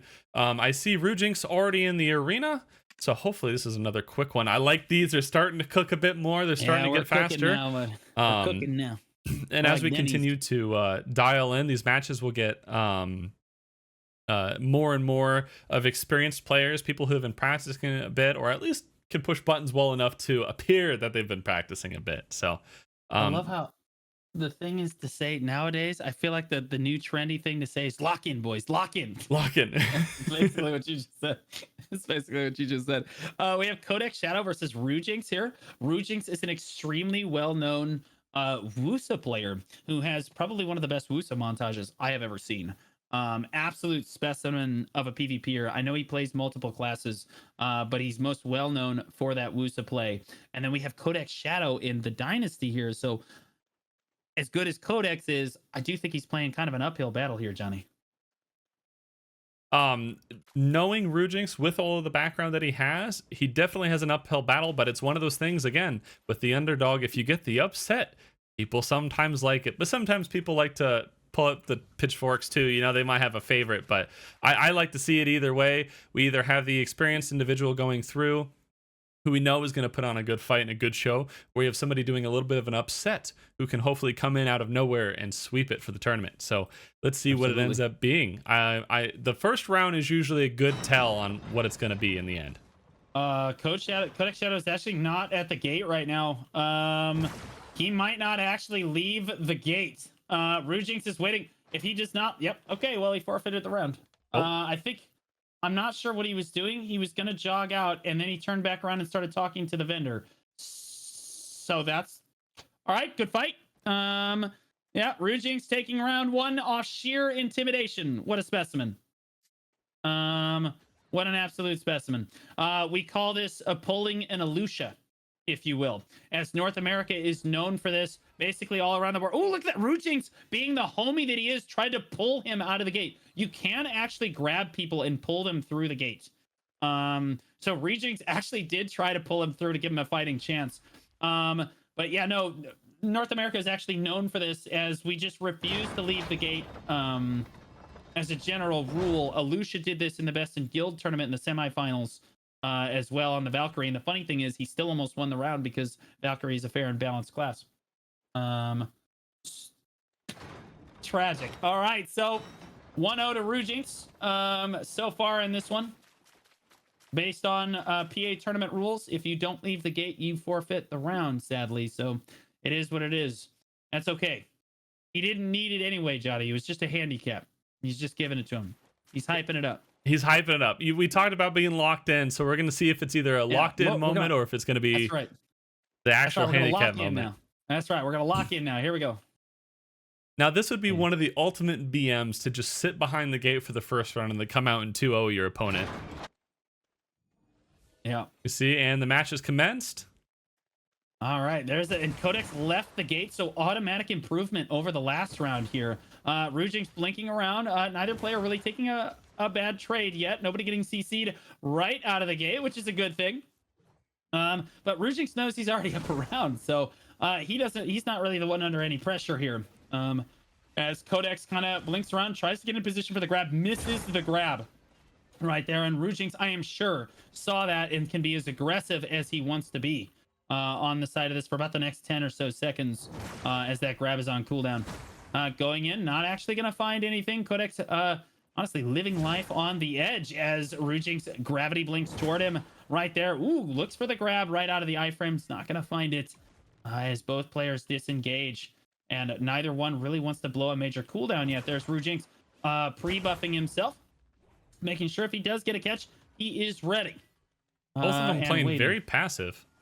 Yep, this is pretty standard. I'm not sure why Gravity Press was just used by Codex, but interesting choice to blow a skill cooldown like that is so long when there's not much action happening. But fighting under the pavilion now is both of them. It's tough to fight under that pavilion because the camera kind of locks in, if you will, and is kind of sends you into first person. So they quickly leave that. And both players just waiting for HP to tick down here. It's already at 80% as it ticks down at 2 minutes. And in about 20 seconds here, we're going to see it tick down to 50%. So that bad trade that both players just took there won't matter too much in about 20 seconds here. As no one has actually found a CC yet, but no one's really actually been looking for a CC either. It's just both players just waiting for the HP to kind of tick down. Nobody wants to use their class buff quite yet either.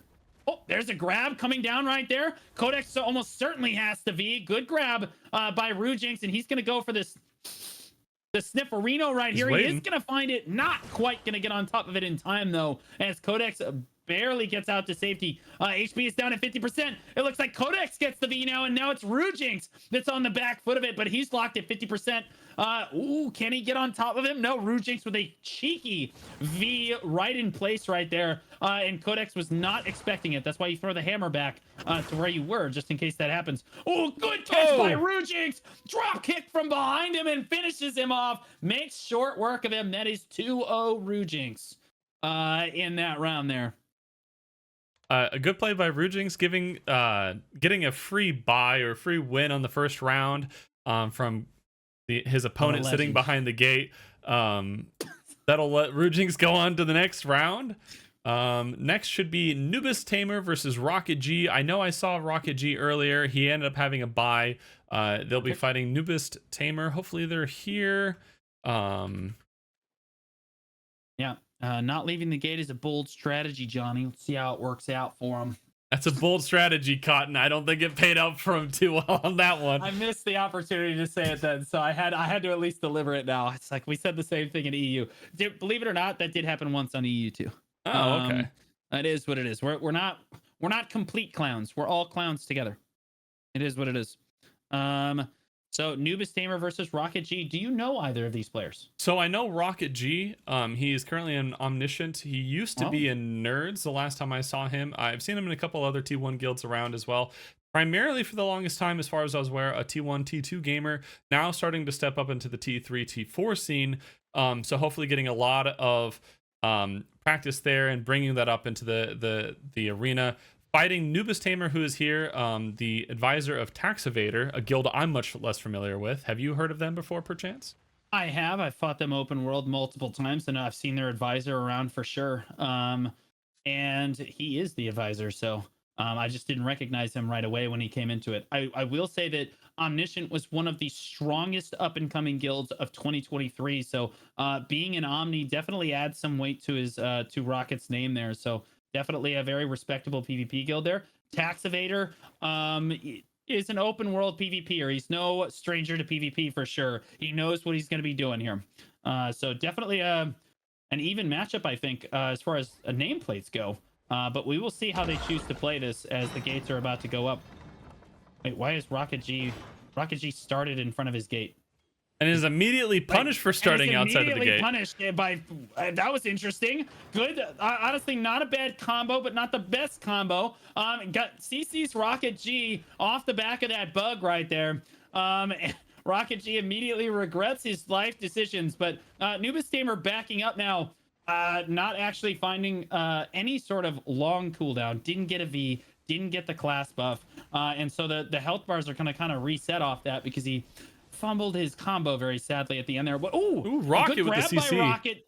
Yeah, good grab by Rocket G right there. It's gonna force a V out of Nubis Tamer and give him advantage in this matchup here as he jumps down on. Oh, Nubis Tamer returns fire out of V.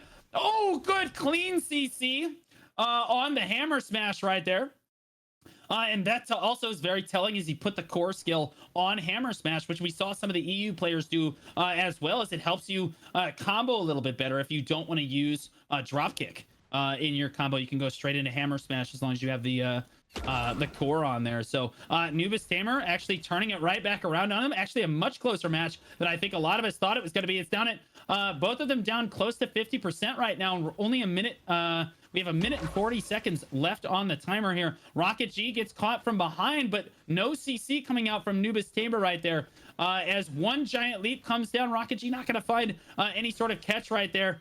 Hammer Smash going to come out as well, kind of just rotating super armors next to each other and just trading as much damage as they can. And Nubis Tamer comes out. Oh, and that is not a good thing. Ooh, didn't quite get to the high ground right there. And Rocket G just takes him out from the low ground. A lot of damage coming out there. Again, you got to be careful as the HP starts to tick down to the 80 and then the 50%. You said that the Hammer Smash is a core that a lot of the EU players were using instead of just doing drop kick. Is there any big advantage to that you saw or thought it was the better choice? Well, I do think that I don't believe drop kick is one of the core skills that they can actually take. And it's typically It should be innate. Well, it's either hammer fall, hammer smash, infinite power, which is your shift right mouse button, one giant leap, or hammer spin. We did see a fair number of players actually put it on hammer spin, but those players all got knocked out relatively early. I don't think that hammer spin is really the best because one of the big problems with the core skills for Scholar is that the CC that it adds is always on the very last hit of the skill. And since the skill casts so slowly, it's very difficult to actually use any of those cores effectively unless you're using them to re-CC. So hammer smash is actually a good choice for that core skill because again, you're always going to be using that give or take in your combo anyway. So you can basically just count on it as a solid re-CC in your combo. Both players just trading really well for the first 40 seconds here. Nubis Tamer down at 50% though, took one skill in the back and is now on the run. Oh my goodness, took home run in the back as well. And now Rocket G is on the charge. Down at 10% HP is Nubis Tamer, basically trying to run for his life. And this is the opportunity where you can catch your opponent overextending here and try to get a grab. There it is right there. It wasn't a grab, but it was certainly a CC. Didn't actually land the second CC off the back of it. Rocket G just stood right back up, turned around on Nubis Tamer, couldn't fell down to the low ground, couldn't follow it up with the second CC, and now Nubis Tamer is again really low on health. V's from standing right there to try to preserve some HP and reset the fight a little bit, and I think that was actually really smart, because he was probably gonna die right there. Oh my goodness, good grab right there by Nubis Tamer, catching him overextending. That's gonna be a V out of this. Is so back and forth. This is pretty crazy. He's on the sniff for the V. There's the blink for the gravity blink forward. Not actually gonna capitalize on it though, as HP is not capped at 50%, but you would think it is. As health is going to tick down in about 8 seconds. And neither player has landed another CC on each other yet, but both players are just nuts to butts being very aggressive on each other constantly here. Rocket G moving across the arena, getting a good damage trade into Nubis Tamer. He's just trying to rotate his frontal guards now to the best of his ability, and again, he's got to try to catch Rocket G overextending. He's got to throw his frontal guards out here. There's a good one. That's hammer smash right there.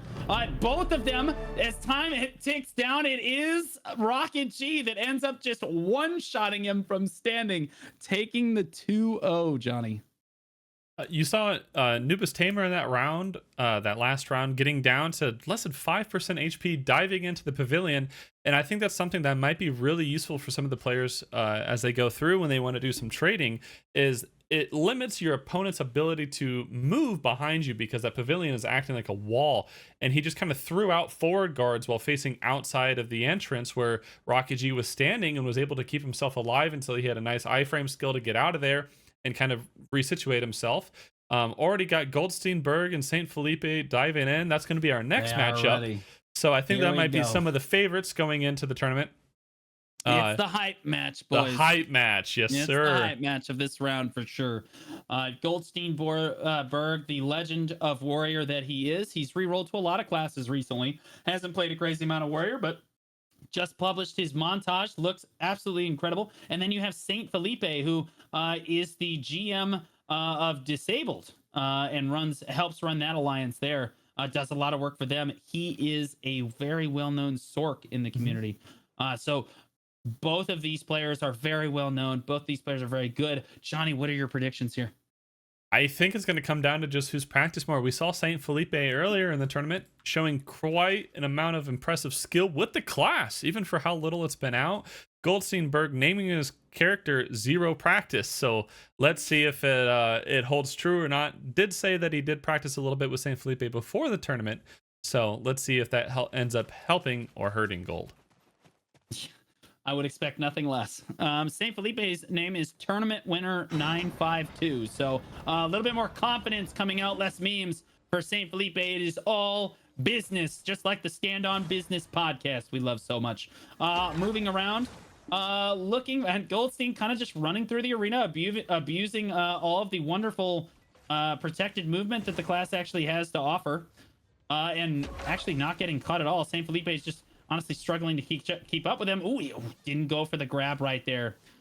Too afraid that I think maybe he took the core on hammer smash. As Gold again is just jumping around. There's the St. Felipe in the middle of the arena as well. Both players just trading into the first 30 seconds of this one. Neither one really going for a major catch CC, and neither player really finding or blowing a major cooldown yet. Oh, wait. St. Felipe just class buffed. And so, honestly, Goldstein really just needs to keep jumping around all over the place. He doesn't really need to get involved, and he did. Oh, overextended. Good CC. And he didn't V either. Oh, no. Goldstein goes down an excellent class buff from St. Felipe. I don't think Gold was really ready for that one, or the damage coming out either, because he basically two-shot him. That was a lot of damage out from St. Felipe. Gold's got to be careful to What is Gold's character? What do you mean? Is that's just you're staring at it? Oh, he's blinking. That sounds like an East Coast issue. An East Coast issue. Trying. Yeah. He's got to be Yeah, able to use that ping abuse then. Hashtag ping diff. It helps to be sitting on the server. It really does. The gates are up and away we go into the second round of this one. Goldstein's definitely gonna have to be. Honestly, Goldstein's in an interesting position. He can actually class buff right now, and Saint Felipe will not have the class buff to counter that. And since Saint Felipe is being very aggressive, it wouldn't be the worst idea for him to try to do that, as both players kind of looking to trade in the middle of the arena. Oh, good gravity. Oh, attempted gravity, but gets the knockback on Saint Felipe, but no follow-up CC from Goldstein right there. So a slight blunder, but it's very difficult to follow up on a knockback CC like that, tragically. Saint Felipe moving around again. I love how Saint Felipe throws the hammer out and then waits to gravity blink until his opponent moves again, and it keeps his oh my gosh, Goldstein got hit by the core skill from hammer spin. That means Saint Felipe has the core on hammer spin and actually got him with the last hit, which is incredibly difficult to do. Goldstein comes out of V, class buffs, and then immediately gets CC'd, drop kicked in the face, and it's Saint Felipe moving on to the next match. Holy moly, Saint Felipe coming out with that practice, showing up huge. Looking really, really good with a lot of the skills he's using. You talked about the hammer spin being one of the commonly taken cores in the EU tournament, but commonly, if I remember correctly, a lot of the people who took it ended up getting out of the tournament quite quickly. Saint Felipe trying to change that up here. Crazy. We only ever saw one CC off of hammer off that core in the other bracket, in the EU bracket. And he just got it in like the second round of the tournament. He's a specimen, bro. He's just built different. He's just built different. Built different with it. I wonder if it's almost like a surprise advantage that you have. People might not be expecting it. They might not plan for people to have that, so they're expecting it to just be a damage skill and try to trade it with an unprotected skill, and then end up getting surprisingly CC'd. But hopefully that's a mistake you only make once, and if anyone is watching the tournament and they're in it, now they know Saint Felipe's secret. Well, he could change it, but I don't know if he will. We'll find out. That'd be one heck of a move. Next up, though, we are going to have Pinecone Face again, who we saw earlier, one of the dark horses who end up showing up and showing out and blowing away their opponents to move up. And they'll be fighting. Oh, this is a name I'm going to butcher, and I am so sorry ahead of time. Zio Sakura. I'm going to let him. Zio Kura. Zio Kura. That might be it. That's what I'm going to go with versus Pinecone Face. Pinecone Face did very well in the first round of the tournament, kind of walking through Kenji early on in the radio broadcasting that we did. But he definitely found a lot of CCs, definitely a really aggressive player. Kindred known for its chat PvP and being an amazing guild at that. Absolute specimens that they are at also cannoning as well. But that also makes them exceptional skirmishers. And good at flex play like this. So 1v1 play should, if he's true to the guild name, he should be very good at this. And so far, so good. We've seen in this tournament. So is Zyza actually here? They are not here. So no reply, can't invite, not online, not ready. Moving on. Easy peasy. Lemon squeezy. A win's a win. So moving on to the next one, we have Bye Bye Meow and Aqua. I believe I saw something about Bye Bye Meow not being able to make it. Tragically. Yes, very tragic. So it looks like Aqua's going to move on there. So it looks like we're moving on to Nell versus Simply Nice. And is Nell here? Simply Nice was here because he was in the previous round and he moved on. But is Nell here? I believe Nell might also be gone. Let me confirm on that one. Okay, the good news is that the next bracket, or the next round, there are 0. Well, there was only one bye, but it's at the start. We could just move past that. The rest of them are here. We're good. Well, that is where we were supposed to end for today, unfortunately, for that one. Tragic. You hate to see that. That's okay. This is a big round. We ended up having the actually, no, I thought we were supposed to go to the round of 8 today. Round of 16, the round I of believe. 16? Yeah. Okay. Let me get just final confirmation on that. I just want to make sure, because obviously we don't want to leave early. But it should be 16 today. End up being a little bit shorter stream just due to the amount of buys we ended up having. Sure.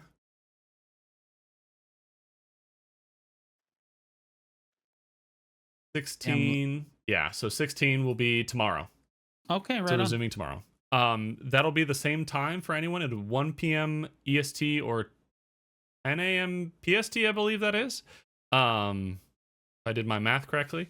But 1 p.m. EST for sure. It'll be Blue Squadron and I again tomorrow. We'll finish up the 16 and so on forth, get the semifinals and the finals, of course, and then we'll hand out the nice Pearl prizes afterwards. But we'll go ahead and wrap up here. Any final comments for tonight's kind of wacky buy-ness? Yeah, I think that Saint Felipe and Rujinx are going to be the finalists here. Based off what I saw here, Saint Felipe and Rujinx look like they are specimens of Scholar Engineering. I am looking forward to seeing those two play potentially as we move on through this tournament. I think that John Slot tomorrow is going to have his work cut out for him, fighting Rujinx in that round there. And then I think Saint Felipe has to fight Rocket G, which honestly Rocket G was had a great showing in that first round, and then we're going to see Rujinx versus Saint Felipe, and so whoever wins that, I think, may just go on to win the tournament because both those look so good. Although we haven't really seen much of Greed's play. Greed's has just kind of quietly walked through the tournament. Easy victory, winners win. So yeah, I'm very interested to see a lot of these players play tomorrow. I'm also excited to see Quick's play as well and see what he can kind of bring to the table on Scholar, because I know he's a very innovative player on the Awakening Berserker. Tomorrow is going to allow us to see a lot of the people who have been putting in a little bit of time and putting in some more effort. We have people who have been showing out already, you know, Saint Felipe, Rocket G, Rujinx, etc. And this is also going to be another night of practice if they want to take to prepare for tomorrow. So we might even see some more skill on the classes from some of the players. But other than that, that's going to be about it for today. We'll resume again at 1 p.m. EST tomorrow or 10 a.m. PST. Yeah, man. Otherwise, sure you don't miss it. 45,000 pearls on the line, boys. Yes, sir. 30,000 pearls for first place. If you haven't followed, go ahead and already. We'll start again tomorrow. Thank you for everyone showing up today. I hope you guys enjoyed it. I'll see all of you guys later.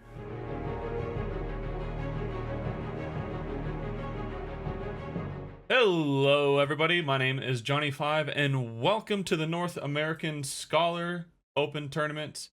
It looks like Blue is a little bit bugged here, waiting for him to load in, but we will be hosting the Open Tournament. There we go. There's Blue Squadron. He's going to be the co-host for today, our main caster for during the fights. Thank you, everyone, for joining us. This is day 2, of course. So we have Sweet 16, the Elite 8, all the way down to the finals. It should be a fairly quick tournament. I imagine about 2 to 3 hours or so. Once again, thank you for everyone who's joining us. We're getting the first rounds already set up. I'm ready to see what we have today. I think we're going to see some people really prepared on classes after having another day to kind of look over some of the skills or adjust things or just practice pressing buttons. What are you thinking, Blue? I'm very excited to see my new favorite class played all day today. So I am amped up just to watch some more Scholar gameplay. I am very excited as well. I know one of the jokes is that when it first came out that it needed 5 pages of buffs before it's viable. And I think this next set is either 4 or 5. So we're getting close to completing the meme to get this class fully viable. But even in this tournament, we've seen a lot of people able to deal good amount of damage, able to stay away from people to kite or to be on full aggression. So I'm ready to see people continue with that. I'm ready to see what we're going to get out of some finalists tonight. I think they're going to be quite prepared on the class. They're going to really know what they're doing, and hopefully we get some great matches out of it. Yeah, absolutely. Very, very excited. Hoping that today most of the people are showing up. I'm pretty sure, you know, like that's kind of a first round problem. So we shouldn't have that today. Most of our matches should actually be here. And I know we have some of the bangers from the NA PvP scene actually here today. So it's going to be absolutely incredible just to watch them work. It's one of the things is I feel like I never know what to expect. You know, you have a person who's been playing whatever main class they are on, and they're very proficient, they're a very good player, they're known within the node world, the AOS, BA community, whatever it may be, just PvP in general. And then you see them on a new class, and it feels like sometimes it's a dice roll of they either picked it up 5 seconds ago or they've been practicing it, and they're going to make it look like a monster. Some of the people that we saw last time was Saint Felipe. He's well known. Today we have Quix fighting for the first time in the tournament. He's a really well known Awakened Berserker. We have Pinecone Base, I believe their name was, who was kind of an underdog coming out of nowhere, really performing. So I'm excited to see more of that and more of them, and to see if there's any more kind of sleeper agents ready to show what they can do on Scholar as well. Yeah, I think after absolutely. watching it a bit more, I don't think it's a bad 1v1 class. Like, I think it's probably up there. It's got a lot of good skills for sustain. It's got a lot of skills that can keep it out of fights. If it wants to be aggressive, it can. I don't think it would have too big of an issue trying to chase down a ranged class. I think that it's better than most non-grab classes, but I think that it is worse than most classes that have grabs. Just because of how slow the class is and how reliant it is on frontal guards. I don't think that in a 1v1 situation, you're going to win most of the time against like a warrior or a guardian. Well, I mean, guardian possibly. That actually might be one of the matchups that you might win because your grab is longer range than hers is. But like against most grab classes, I don't know. How do you feel? Because like I take the non-grab classes out of it. How do you feel about how do you feel she does against most of the grab classes in the game? Striker, Mystic. So, Mystic is and Striker are going to be, well, especially Striker now, is going to be a class that's going to be able to punish a lot of the forward guards with like Spiral Cannon, or just any of the abilities that will allow it to get behind the forward guards, because some of the forward guards on the class are stationary. And even if they don't necessarily use the grabs that they have, if they pocket them and just kind of use it as an ace, you can use that to pressure your opponent to make moves they might not want to. And then, of course, if you get too close to the Striker for too long, they'll grab. I think Striker and Mystic would have a good time against the class. I think if the Warrior can stay mobile and they're not too pressured, they'd have a good time against the class. I know doing things like Head Chase Solar Flare into the Overwhelm skill as a Warrior main myself would be very good against a lot of the skills that you see on Scholar, learning it more and seeing it play out. The pseudo ranged grab is the biggest threat on that class to a lot of classes anymore, honestly, with how protected they are. Yeah, well, yeah, I do agree. She does have a decent amount of iframing protections. We see, at least in this tournament, when you're fighting other Scholars, it's really hard to take advantage of the gaps in her kit because of how slow the class plays on current patch. Most of that's going to be hopefully fixed on the global labs where they're buffing it up. People did say that she required like 1 million buffs to be viable. I actually don't think that's crazy true. I think that like she requires 1 or 2 key fixes here or there, and she would be definitely much more viable across the board. It's just in a 1v1 matchup like this, and really any class mirror matchup, you're gonna see people playing much more cautiously. It might be more difficult to punish openings and things just because, like, you know, think about Guardian, for example. Guardian's gonna struggle to punish Guardian's openings as well, just because of how slow the nature of the class is. I think one of the big things with the class, with it having these speed up buffs that are coming, that makes the combos a lot faster, some of the abilities come out a lot faster, that's going to help get some of the damage off. And if the 5th patch or whatever the next patch is for it has just maybe a little bit of damage on a couple of its skills, I think it has the potential to be a monster. To me, it's starting to feel like, if it's faster, like a better Sork in a lot of ways, just because it has a lot more mobility, and it's going to have a lot of nice skills. Like, one of the big weaknesses of Sork is that it doesn't have a grab, along with the fact that that class is a little bit on the asthmatic side and has issue going a long distance. It has issue going long distance, but in 1v1s, do you think it's honestly going to be better than Sork? In 1v... I don't really feel like that the iframe skill is, you know, it's unprotected at the end of the skill, you know, like when you land and stuff. I feel like that's super easy to capitalize on for most of the classes in the game.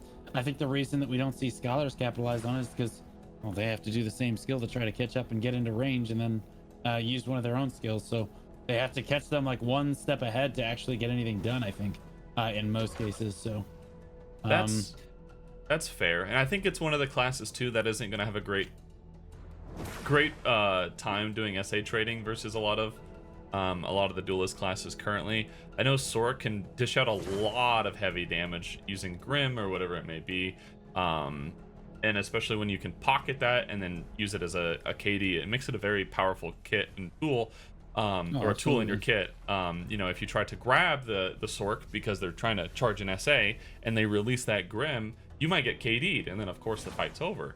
So I wonder how people are going to continue to perfect the class, excuse me, and what we end up seeing out of it. I feel like it's more of like a succession Sork, if I'm being honest. Like I see the comparison to Sork, I really do. I just feel like it plays more like a succession Sork just because it has so many frontal guards. It has such a crazy amount of frontal guards in the kit. You only have 2 or 3 really solid lingering super armors that you can really rely on, and most players are using those to try to engage and stuff in most cases. So those are gone pretty quick, and then it's iframing and then trying to position to make sure your opponent's constantly in front of you, which is pretty easy to do as another scholar. I think that a Sork in a 1v1 against the scholar probably demolishes the scholar, unless the scholar is able to land a grab, just because the Sork's just a little bit faster and doesn't have those asthma issues you mentioned before in the 1v1 situation most of the time. One of the things I'm thinking about now that somebody brought it up as well, do you think it's better or worse in a small scale versus a 1v1 scenario such as AOS? I think in AOS is probably where Scholar shines the most. I think large scale PvP, it doesn't have the sustain to be a viable frontline tank. If you look at the frontline tanks that are currently good in the metagame, like Draconia or Guardian, they've got a tremendous amount of sustain in their kit. Scholar is just going to dive in and then probably get 2 or 3 shot because there's no way to get her whole health bar back like some of these other classes can. But in small scale PvP, I think you can really abuse the passive buffs and the movement to great effect. So I think that like the 3v3 Arena of Solar is probably where Scholar is supposed to shine the brightest. Also, as we know, frontal guards become less and less effective the more people you add to the game. True, very true. It's hard to use a forward guard when there's 50 people in a node war or 100 in a siege throwing skills everywhere, especially when some can land either through forward guards or like Misty, or not Mist. Is it Sea Mist from Awakening Corsair?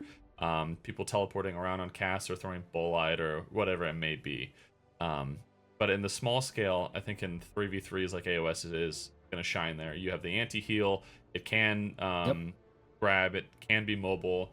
It can bounce between having SAs and forward guards. So I think you're definitely right with AOS being where it's going to shine. Yeah, well, once they have the damage adjusted. Once they have the damage, like, yeah. I think currently the damage on the class is like you hit somebody and it's like a squeaker toy instead of like actual damage. So like if they get the damage adjusted, I think that she's really gonna do super well in AOS. I think that her 1v1 also gets a lot better if they adjust her damage as well.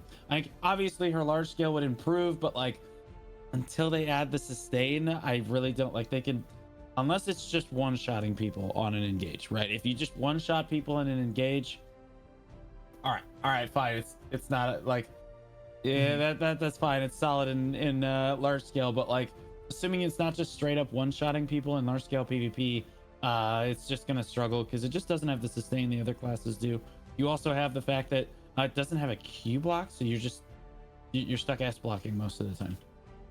I was actually quite surprised that it didn't receive some sort of a Q block.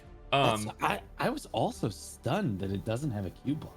I don't think it should have like a 360 SAQ block like some of the shield classes, but I thought it would definitely receive like a Q1 like Awaken and Hash or Yeah, exactly. Or Sork, like you compared it to before. Yeah, I thought it was very weird. But with that though, it looks like that we are starting the tournament, so I'm gonna go ahead and dive into the live view here.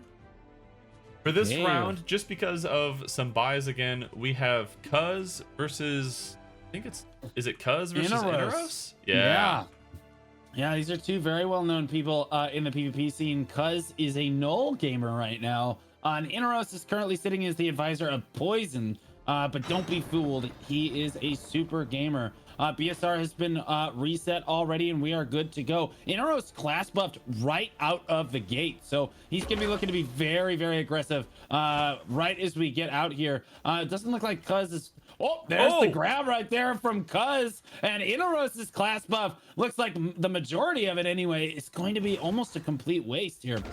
V's underneath the pavilion does get to safety here as Cuz jumps in with one giant leap to try to follow up the engage. I don't think Cuz necessarily needs to be this aggressive with that class buff running on Inaros because it is still going. I also don't know if Inaros necessarily needed to V so quickly with all those defensive stats. Inaros taking a lot of oh my goodness. Cuz just does not care. No class buff, no problem. Coming out big damage right there. Just out trading Inaros frontal guard into super armor right there. So yeah, you can see Cuz is constantly just jumping right in behind Inaros and getting a little bit of damage down. Although Inaros trading damage back now onto Cuz down at 20% or 30% HP right there. Cuz retreating out of the fight. Does V from standing, Johnny, at 12% as the fight looks like it's gonna reset just a little bit. Cuz does come safely out of V and now is kiting around Inaros. Both of them actually below 50. Lots of damage here coming down. Cuz down, ticking down to 5%. Inaros gets behind him and just finishes the job. What a back and forth fight that was. Cuz was trying to get out of the fight after getting a little bit low and then popped his class buff, it looked like. And as he popped the buff near the end, Inaros is jumping on top of him and dealing a ton of damage, forcing him to V standing like you were talking about. And then afterwards, just not able to sustain within the SA trade, getting CC'd for a brief bit, managing to get out of it before a re-CC hit. But oof, that was one of those fights where you can tell both players are practicing on the class a bit and going into it back and forth, and that's what I love to see is when you never know who's gonna win. Right on, yeah, and the gates are up and away we go into round 2 as he tosses out his hammer here. Inaros goes right in, goes for the grab, not quite gonna find it there as both players kind of trade forward. There's the Inaros jumping right back in. Cuz does have his grab off cooldown here, and again there's Inaros should not have his class buff up quite yet. Cuz does have a window here where he could technically pop it and do a substantial amount of damage to Inaros if he could actually find catch him here.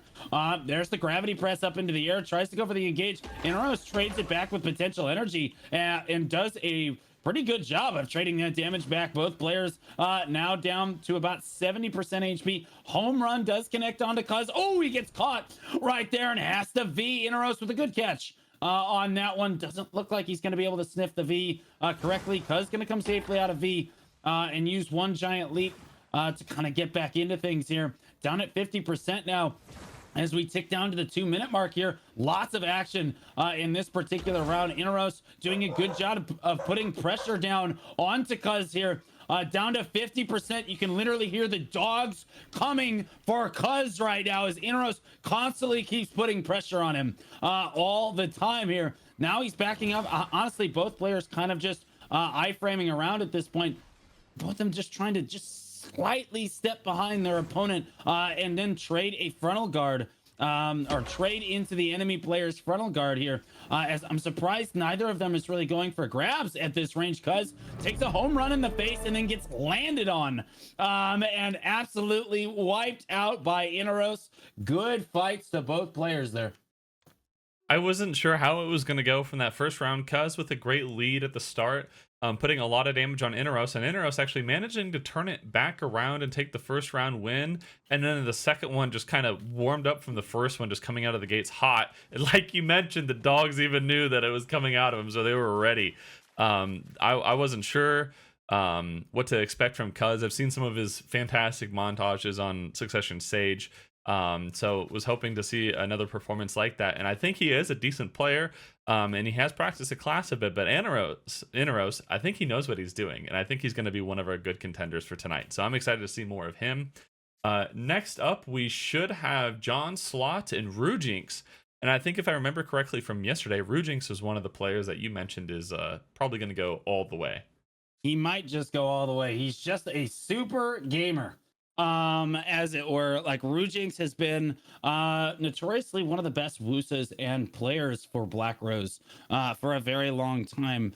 John Slot I'm not super familiar with. I believe we got to see him play once yesterday. He is in Bonsai, which I believe is a T1 guild, as we discussed. Yep. So he's gonna have his work cut out for him. That's not to say that there don't exist gamers in the T1 scene. I just think that Rujinx is definitely more a well-known player. So he's definitely fighting an uphill battle into Rujinx here. It is a brand new class, so like I think that kind of levels the playing field, Johnny, in fights like this. A lot of the years of experience that you can have as a player do pop in when it comes to switching classes, but knowing a lot of the new buttons, the way to play it, etc., is something that you still got to relearn, and that might help the Bonsai player here fight against the well-known Rujinx from Black Rose. The gates have opened, and both players are leaving.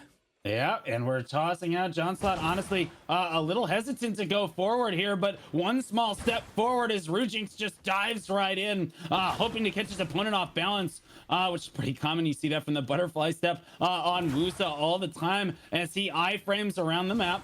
Honestly, backing up right now, Johnslot doing a great job of just keeping himself protected as he moves around. Rujinx actually using infinite power right there as kind of a standing super armor. That's a shift right mouse button you have to charge up for such a long time. It's not a super practical skill, Johnny, but they absolutely can use it as a filler skill in between in the flat so that they don't get caught like that. So good to see that out of Rujinx. Oh, good grab right there, and an immediate V out of John Law, and Rujinx is on the sniff.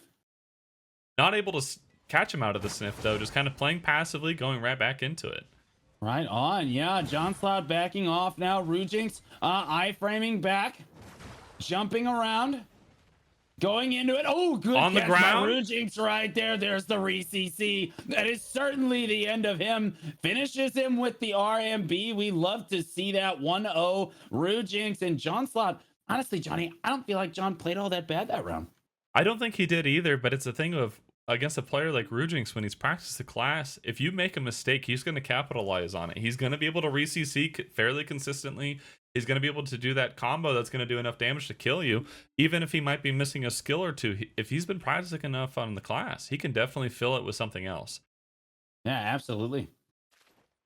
And Johnslot steps up to the gate here. He's had a good run through this tournament so far, but he's facing elimination in this round right here. Tosses out the hammer. He knows Rujinx going to try to get aggressive on him. Rujinx throwing out the slow cleansing just before he chooses to engage there. So he does want to be moderately aggressive here.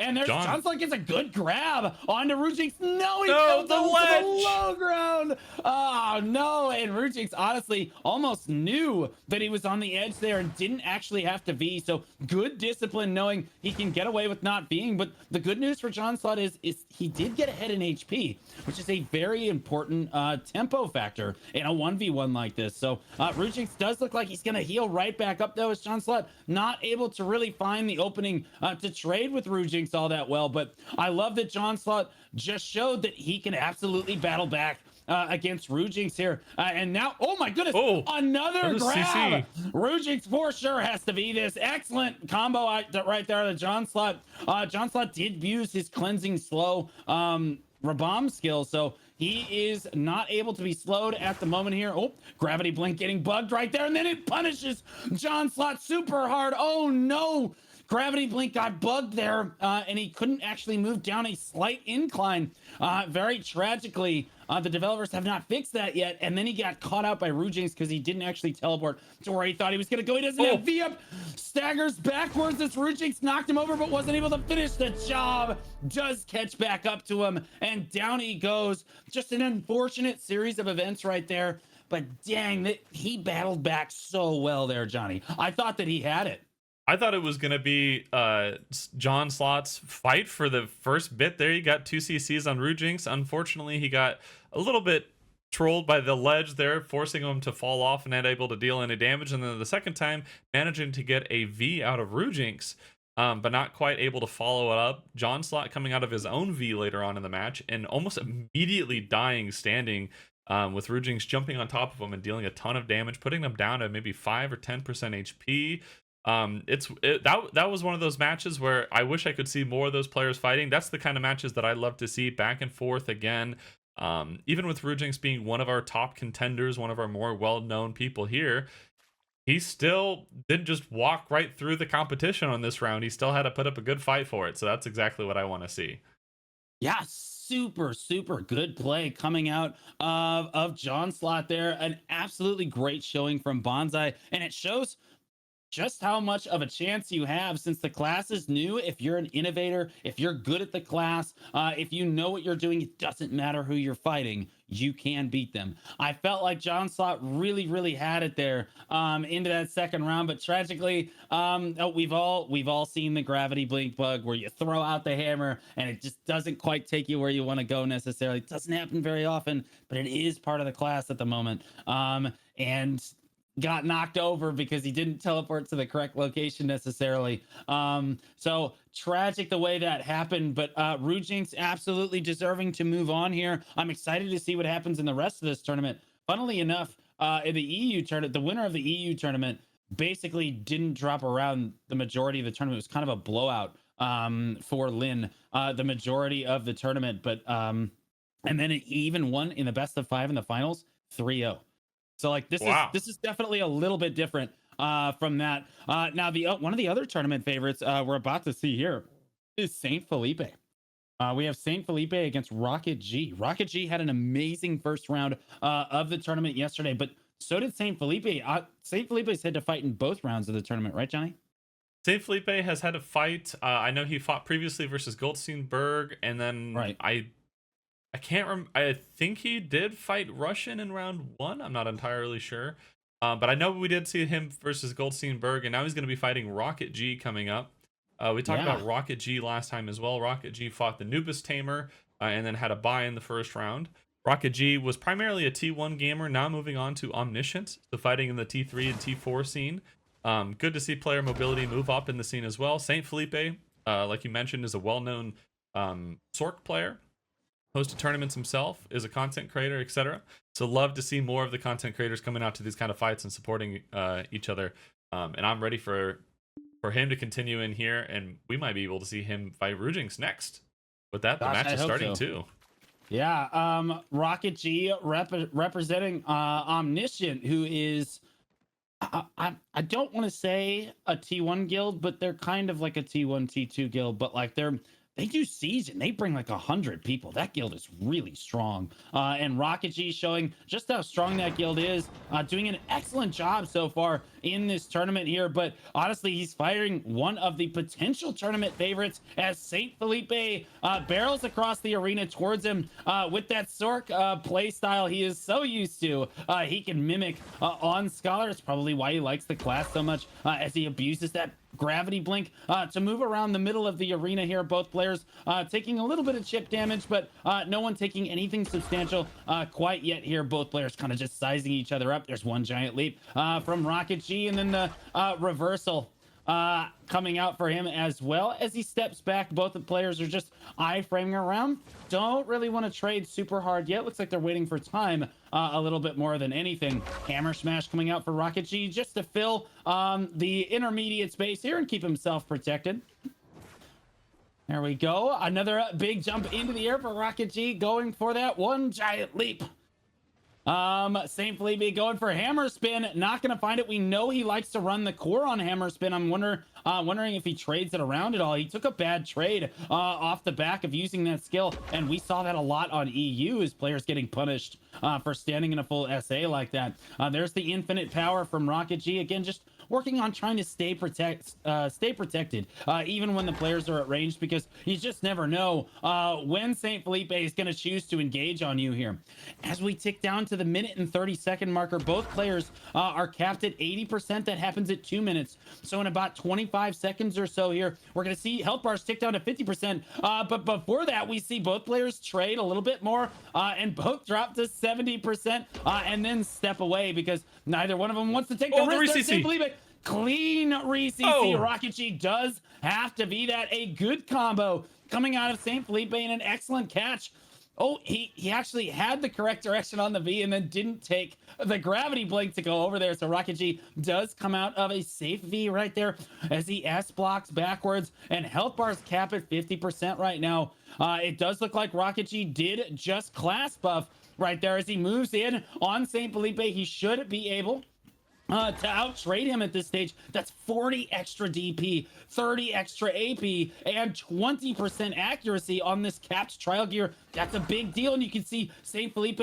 really suffering because of it. Much lower on HP. Coming down to the 30-second marker, it does look like it might just come down to HP here, Johnny, as now Rocket G is winning on HP, and St. Felipe scrambling backwards, trying to figure out what he has to do. Rocket G really only has to disengage here. No, he gets CC'd. Good catch by St. Felipe. Cleans it right up. Oh, no. Rocket G had it and just got too cocky there at the end, Johnny.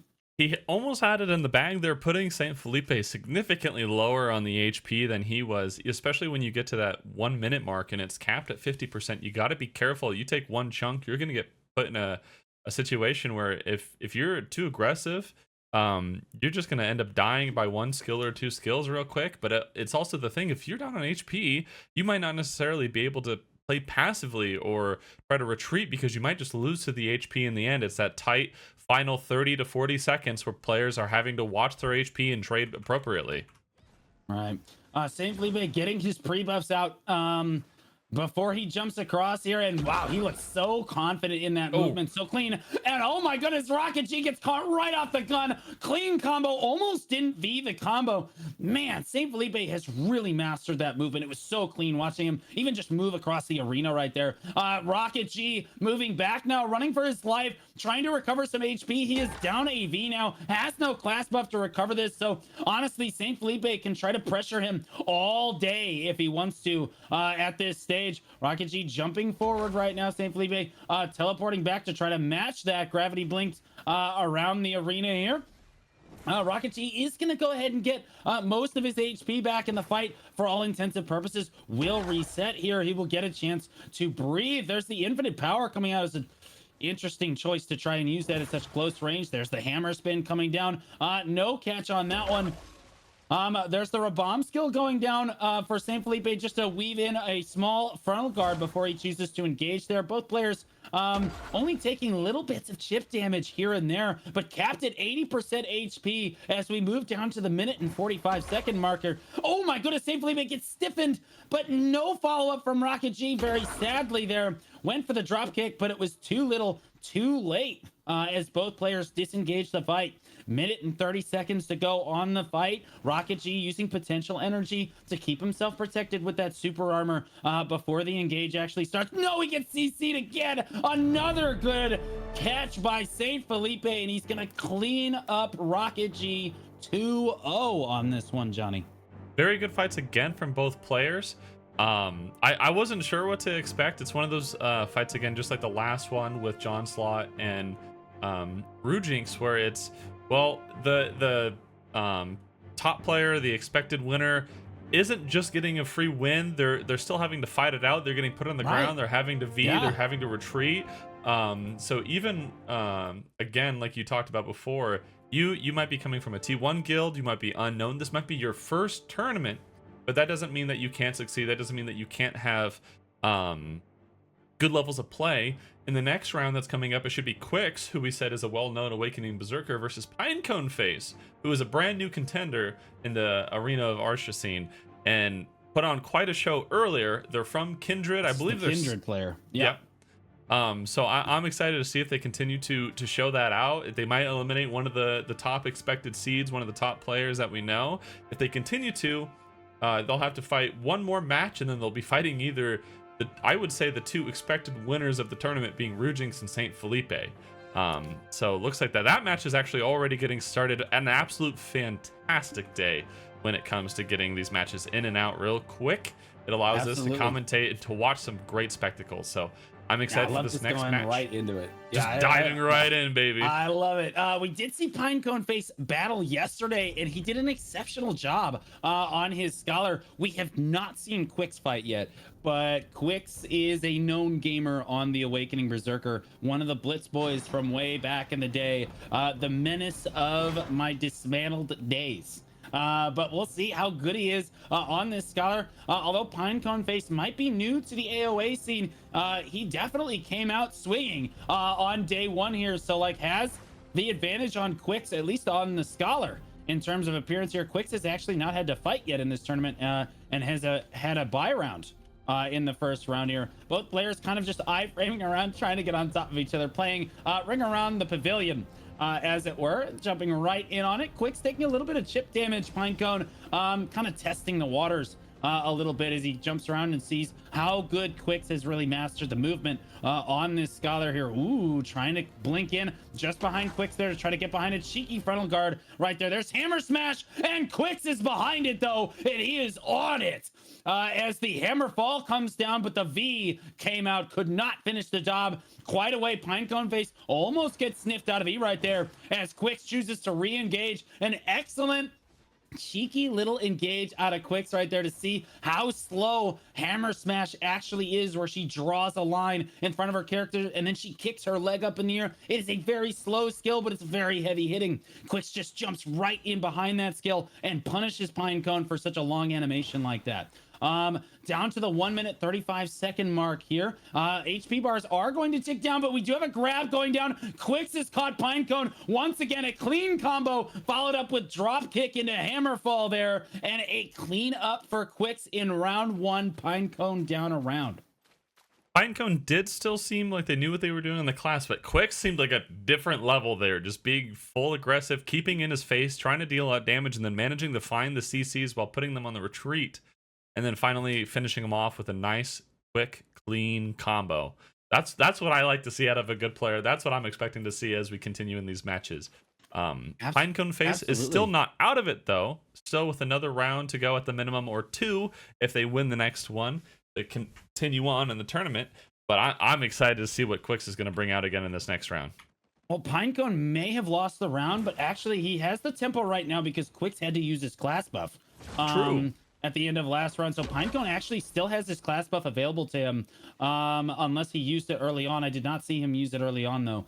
So if he wants to use his class buff right now, he can try to even the score here if he's able to find a quick catch onto Quix. Potential energy coming down there as both players basically trading super armors into iframes, jumping around. No one really wants to expose themselves quite yet. Quix throwing out a cheeky little home run like a dream of doom on a Sork right there. Not going to find anything, though, as that skill does not CC. It's just it is a down smash, though, fun fact. Oh, Pinecone trying to jump in behind Quix. This didn't work out so well last time for him, though, as both players trade a frontal guard and then just back up there.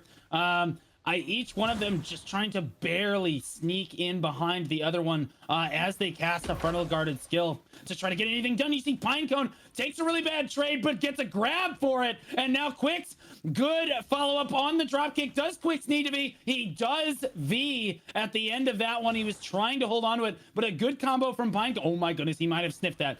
Quix down at 10%. No V, no class buff, running for his life. This would be an excellent job or time for Pinecone to really pop that class buff and pressure super hard onto Quix here. Quix can't get up to the high ground there, playing Ring Around the Pavilion. Once again, just trying to buy time, get his HP back, but now he's backed into a corner. Pinecone does get on top of him. We'll see if he can find the CC that he's looking for, while Quix tries to catch him overextending. This is one of the best times when you can catch your opponent off guard, is they're getting too aggressive because your HP is very, very low. Pinecone decides to back off and let the fight reset, taking the V win there as we tick down to the 1 minute mark. HP bars are now capped at 50%. Neither player can get over 50% now, and Quix is backing up. It does again look like Pinecone is definitely the much more aggressive player, which is surprising to me here, as he's kiting around like this, and Quix lets the dogs out as he jumps towards Pinecone Face. Looks like both players going for a quick trade here. All it's going to take is one or two skills. That's a grab. Pinecone does V immediately out of Quix's grab. Comes out of V. This is where we would want to see a class buff come out. That is the class buff from Quix right there. Or that's the class buff from both players are out right now. As we fall into the 18-second mark, both players just looking for one good trade. They're just trying to jump behind each other and get one skill off. There's the home run from Pinecone, but sadly it is not going to find the Hail Mary play that he is looking for. 4 seconds on the clock. It doesn't look like either player is going to take damage. It's a draw, Johnny. All of that action for a draw. Both of these players going back and forth. Quix getting really, really low in the first part. Part of the issue with getting low is that, or like early on, when you try to keep on your opponent, if they're able to stay away from you, as soon as that 1 minute mark ticks and you're at 50 HP, it's going to drop your HP down. And by that time, if they've been successful at running away, it's going to bring your HP back up, and they're going to be right back at the same point. And it's going to make it difficult to try to keep that pressure on. And Quix, using his class buff after that 1 minute mark, gave him the advantage. But thankfully for Pinecone, they were able to stay away. Yeah, absolutely. And now jumping in like this, it is a draw, and Quix has one win here. So Pinecone definitely needs to try to pick up the win in this round. As he is disengaging with iframes right now. Quix trying to get on top of him. Oh, Quix on the ground? Yeah, a bad punishment there. Follow-up grab, CC. Oh, no, a very poor combo out of Pinecone face. Not able to capitalize, but does take the HP advantage, at least in the matchup. You limp away with just that small victory, at least. Quix walking away with his V there. No, Pinecone gets caught out after at the end of his gravity blink right there. Quix looking for the V. It looks like it's going to be on the other side of the pavilion, and neither player is going to be able to capitalize here. Again, we see both players jockeying for position here, just trying to sneak behind the other's frontal guard. Home run does land onto Quix there, and then a good follow. Oh my goodness. Yeah, he didn't notice that Quix is on the ground. Why would you use potential energy? That was not what the skill that you needed to do. It doesn't do. That's your ultimate ability. Does not do a tremendous amount of damage. Quix, again, does not have to V on that one. Pinecone just needs to take a breath here. A great Scholar player, but unfortunately, making a couple mistakes in his combo here, costing him dearly. As if he catches Quix the first time, combos correctly, Quix has to use V, and he catches Quix that second time, Quix is dead. But sadly, Quix is still alive as we move into the minute and 30-second marker here. There's the class buff coming out for Pinecone face, as he's hoping to catch Quix off guard here. And now Quix is not disengaging. Both of them gravity blinking to try to get behind each other. Pinecone and he does get behind Pinecone, but he's on the ground. He has his class buff running. It's a very difficult thing to kill a Scholar with a class buff running, and Pinecone running for his life, but Quix will not let him go. Excellent match out of Quix there. Will finally take it in a very close round. Very back and forth on it. Pinecone face unfortunately whiffing 2 opportunities to combo Quix. Even if he isn't necessarily able to finish him off, being able to force a V out or deal a ton of damage is something that's going to be very important. When you get those again, like we talked about earlier, in the early part of the round, they're going to be able to sustain, especially on that class where you can just kite away and stay away in a lot of SAI frame and potentially use a forward guard here and there. It's good. It's going to be, you know, an opportunity that you have to take advantage of, that you have to use everything you can during that time frame to deal the damage that you need to put your opponent at a permanent disadvantage by taking away their V, maybe even trying to get a class buff out of them while they're low so they can sustain and keep up. Doing things like that is so important in the long-term fights. So unfortunately, Pinecone face with that is out of the tournament. Quix will continue on, and this next fight is going to be Aqua versus Simply Nice, 2 players I'm not actually familiar with. Simply Nice is the advisor of Gaslit, which is that the guild that you said that you did some GVGs with or open world with at one point? No, that was I believe that was Simply Tamer. Simply Tamer, okay. Yeah, Gaslit I've not seen before. Venture I've not seen before. Neither of these 2 players has been seen yet, but honestly, these are the players I'm most excited about, because these are the players that, like, they bring like a different play style. They bring a fresh take to the table, and you just never know when one of them is going to come out. It might be an ult of a player we know very well, or it might just be a new Giga gamer to the scene. So we will see here. as this is the first time we will see both of them. One comment on that last match is I think Kindred actually had an amazing showing there. And he's so good. He was so good at catching people. But unfortunately, I think that his nerves got the better of him. I do think he knows how to combo. I just think that his nerves may have gotten the better of him in the arena there. And Quicks kind of ended up taking the W. But honestly, an amazing showing out of both those players there. As the gates are down for this next match right here, Johnny. Yes, they are. Both players about ready to come out here. Aqua already kind of running out. I wonder if that's the bug again. Okay, there we go. Hopping right back. We haven't had a match that isn't just a 2-0 blowout, so I'm hoping that this is going to be one of our first. Waiting for Aqua to move out of the gates. There we go. Yeah, I guess let's just use the slow cleansing skill, Rabam skill in the Scholar kit right there. So for the next 30 seconds, he cannot be slowed. He's probably looking for some aggression. Oh, doing a great job of jumping right in behind Aqua there. Oh my goodness, getting a good catch onto Aqua. There's a good grab follow-up. That was an excellent choice. And Aqua's going to have to V here right out of the gate. Simply Nice doing a great job of pressuring with his cooldowns here. And we see some excellent play coming out of Simply Nice as he jumps in with one giant leap.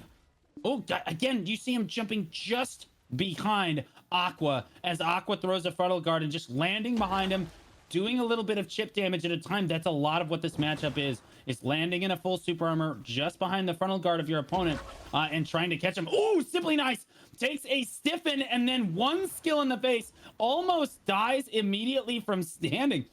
Aqua running some very offensive crystals right there. Simply Nice forced to back up as his HP keeps ticking down. Aqua doing a great job of pressuring Simply Nice, but Simply Nice gets a CC, but it's on the low ground. It's right next to the ledge right there. It's so difficult to follow up. Goes for the drop kick, but it's really, really late and not able to follow up properly on that CC.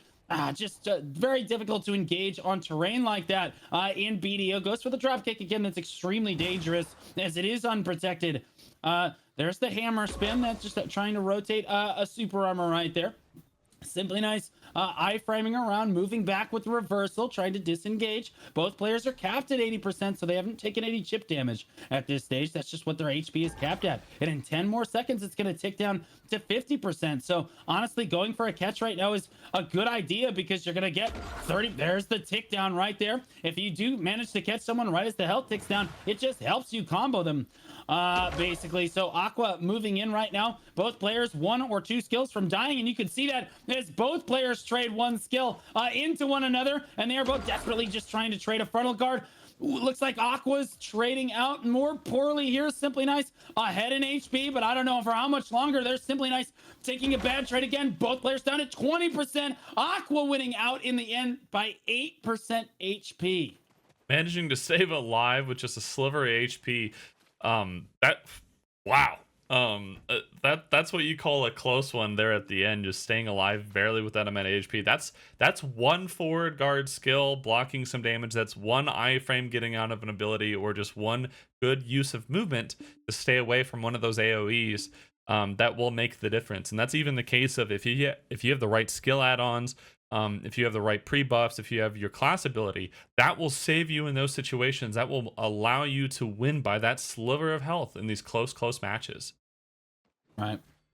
And the gates are up and away we go. And Aqua uses the slow cleanse in the Scholar kit there. Another using that Rabam skill, which tells me he wants to be really, really aggressive on this one. Not finding a CC yet. Simply Nice taking a fair amount of damage though, as Golden Boon keeps Aqua moving at a quick speed. There's home run. Oh my goodness, home run connects. Does a lot of damage. Hammer smash gonna come down and oh my gosh, forces a V from standing. Death is the best CC, Johnny. As we see time and time again, as Aqua in hot pursuit right now, actually doing an amazing job of pressuring with Golden Boon, that slow stripping buff skill in the Scholar Rabam kit right there. Oh my goodness. Simply Nice re-engaging. Goes down to 5% for that trade, trying to catch a cheeky CC. Just takes a hammer smash in the face. And again, death is the best CC. Aqua will take this round 2-0. That was 2 rounds there of Aqua winning with just damage trading. Something we haven't seen too much on. except for one of the matches where we believe one of the opponents is wearing possibly the wrong trial gear, which may have been unfortunate if such the case. But that's something that you have to expect out of this class. Again, with trials being so much different than uncapped or AOS, you have to expect a lot of damage coming out. And I don't know if some players are necessarily ready for that or expecting that, especially again with some of the memes of the class being a little bit low on the damage. The next match, though, going into round 4, it should be Greeds and Frosty Yogurt, and I don't believe we've seen Frosty yet, but we have seen Greeds before. He's fought in... No, he only fought in the very first round and then ended up having 2 buys to round 4. So hopefully Greeds is able to show off their stuff here, show what they can do in the class. I did like the match that we saw Greeds in prior in round 1 versus Miyoko Heart. They showed that they had practiced the class a bit, that they had knowledge of the buttons. So hopefully Greeds has been able to take another day of practice and looking over the kit to use it most effectively. Just kind of still waiting for the group here. We haven't seen Frosty Yogurt yet, getting buys all the way down to round 4. So if Frosty Yogurt is assumingly here, still should be able to show up. Yeah, I mean, Greed's basically walking through this tournament. No one wants to fight him. He's just the raw presence, Johnny, of Greeds is just that strong. Oh, there's Frosty Yogurt. Daniel LaRusso is gonna fight situation from the Karate Kid. He is spawning in now, so we will see Greeds and Frosty Yogurt. I think, like you said, we saw Greeds 1 time so far. We have not seen Frosty Yogurt, and this is the 4th round of the tournament here. 4th round of the tournament, just an easy slide in, just casually walking through. Yeah. But now they're going to actually have to fight for real. Greed's usually being an Awakened Ranger main, a class that is known for being good in AoA, at least in the past. A very duelist kind of class, small scale class. Might help him with the mentality of the fight, knowing like what the good situations are for the neutral game, and hopefully able to keep the combos consistent like they were in round 1. Frosty Yogurt, though, being someone we haven't seen quite yet, I'm excited for. It's another one of those unknown situations, and as a commentator, I always find those to be the most enjoyable to watch. Absolutely, very exciting. I can't wait. I'm sure Greeds is wondering why he's staring at his opponent here, wondering if the PayPal he sent to Frosty's inbox was just simply not high enough. As the gates go down and the BSR resets here. Yeah, as we dive into the match, Greed's unable to send the PayPal notice over on this one. Frosty turning it down, unlike the previous 2 opponents that Greed's was supposed to fight. Right. But memes aside, about to jump into this one. Both players gonna have to bust the rust off, if you will, as they haven't had a whole lot of practice within the tournament itself. But I'm sure have been practicing on their own in the battle arena on the trial characters. So we will see which one came more prepared here as the gates go up. Greeds pre-buffing himself, but using a hammer smash. Oh my goodness, Frosty gets CC'd immediately in V's. Honestly, Greeds, I don't think he needed to be there. Greeds actually threw out Gravity Blink. I don't know if he was actually going to combo correctly right there, but he did class buff. Greeds did while Frosty was in V, so he wasted the first 5 seconds of his class buff, but he can pressure now for the next 20 seconds or so as he uses hammer spin to try to get close. Frosty kind of settles in here, looks for the damage, uses infinite power at close range. The skill is just so difficult to charge up. Greeds finds a grab though. Frosty does not have his V available, and a clean pickup 1-0 for Greeds. Says, oh, I don't have to pay to win the first round of the match, Johnny. You don't have to pay if you simply grab them and then do a nice clean combo, keeping them on the ground and dealing out that full amount of damage. So I'm excited to see Greeds continuing to be consistent with that. Looking like Etsu on the Thursday Night Live match, just taking me around the arena and not letting me play the game at all. So glad to see him in the chat as well. And Greed's continuing to be another monster in the tournament. I'm hoping that we can continue to see him. But Frosty is still not out of it yet. Hoping Frosty kind of, busts the rust off, as you're kind of saying, and comes out into this next round, really showing Greed's the what for. Yeah, I think that Frosty just got caught a little bit off guard by the quick CC by Greeds early there. I think that if he stabilizes a little bit, he will do a lot better in this round. Oh my goodness. Frosty uses Gravity Blink forward, but Greeds uses Gravity Grip, rather, which is that long iframe that you can go up and down with that people hate on Scholar so much. Basically like the Nightmare equivalent of Sork, except that you can go up, down, and all around on Scholar, and there's no flow necessarily for it. So honestly confused Frosty a little bit there, but an excellent use of the skill by Greeds, and it's the first time we've seen the skill used today. Frosty Yogurt looking for the hammer smash, not going to find anything as Greeds chose to disengage it as both of them jump right back into it here. Again, neither player really wants to engage too hard here, as they just gravity blink around and stare at each other menacingly from opposite sides of the arena. There's the hammer smash coming down, gets behind him. That is, again, a very slow animation. A good punishment by Greeds to grab it right there. Clean combo, forces a V. And there's Greeds with the tech.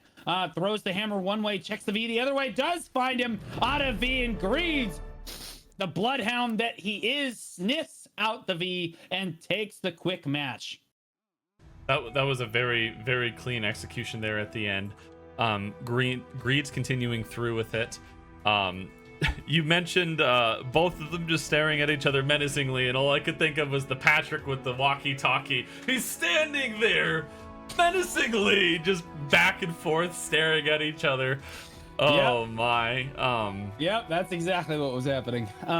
But you see that a lot of times in the Scholar matchup. They're like, okay, all right, let's breathe for a minute. All right, what do I want to do now? Okay, now let's gravity blink back in and then iframe for the next 30 seconds. It's easy peasy. It's one of those classes too where it has a lot of that close range threat potential with the grab, with a lot of the damage it can throw out on a couple of its skills. You have to be careful. But it's the thing too of, you know, you can't kill somebody, you can't win the tournament if you don't damage them back. So you have to decide when the right opportune time is to go in. But it's also the case of, with it being so mobile, with it being able to escape or get out of fights, if your opponent wants to run, a lot of the time they can. I don't know how much of advantage or disadvantage you have as an aggressor. Some classes tend to be naturally better at pursuing a target versus running from a target. What side of that do you feel Scholar is at? Do you think it's better as the aggressor or as the kite?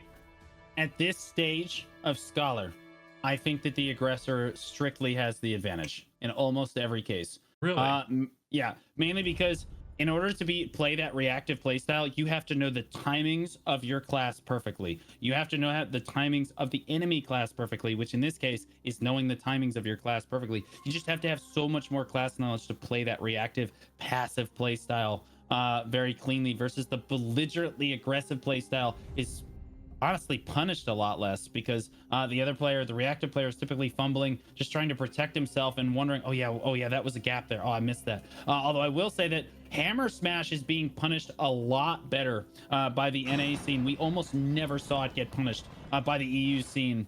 But we do see it punished here. We are into the next match here, as this is Linny versus Inaros. Linny is already on the ground, has to be immediately. Inaros came out swinging on that one, and he is sniffing around. But oh man, this might be a quick one right here. Linny trying to read. Good fight. Good fight. Linny may have the wrong trial gear on, as just disappeared from standing right there. Oh my goodness. May want to check to make sure that all of that armor is in fact on, because I don't feel like that was necessarily a crystal diff. That was definitely just basically a one skill from standing from the front. And Inaros pretty confident moving into this next round here versus Linny, as he was doing a lot of damage on every skill. Looks like he can just basically trade with his opponent and just do better, as it were, as the gates go up.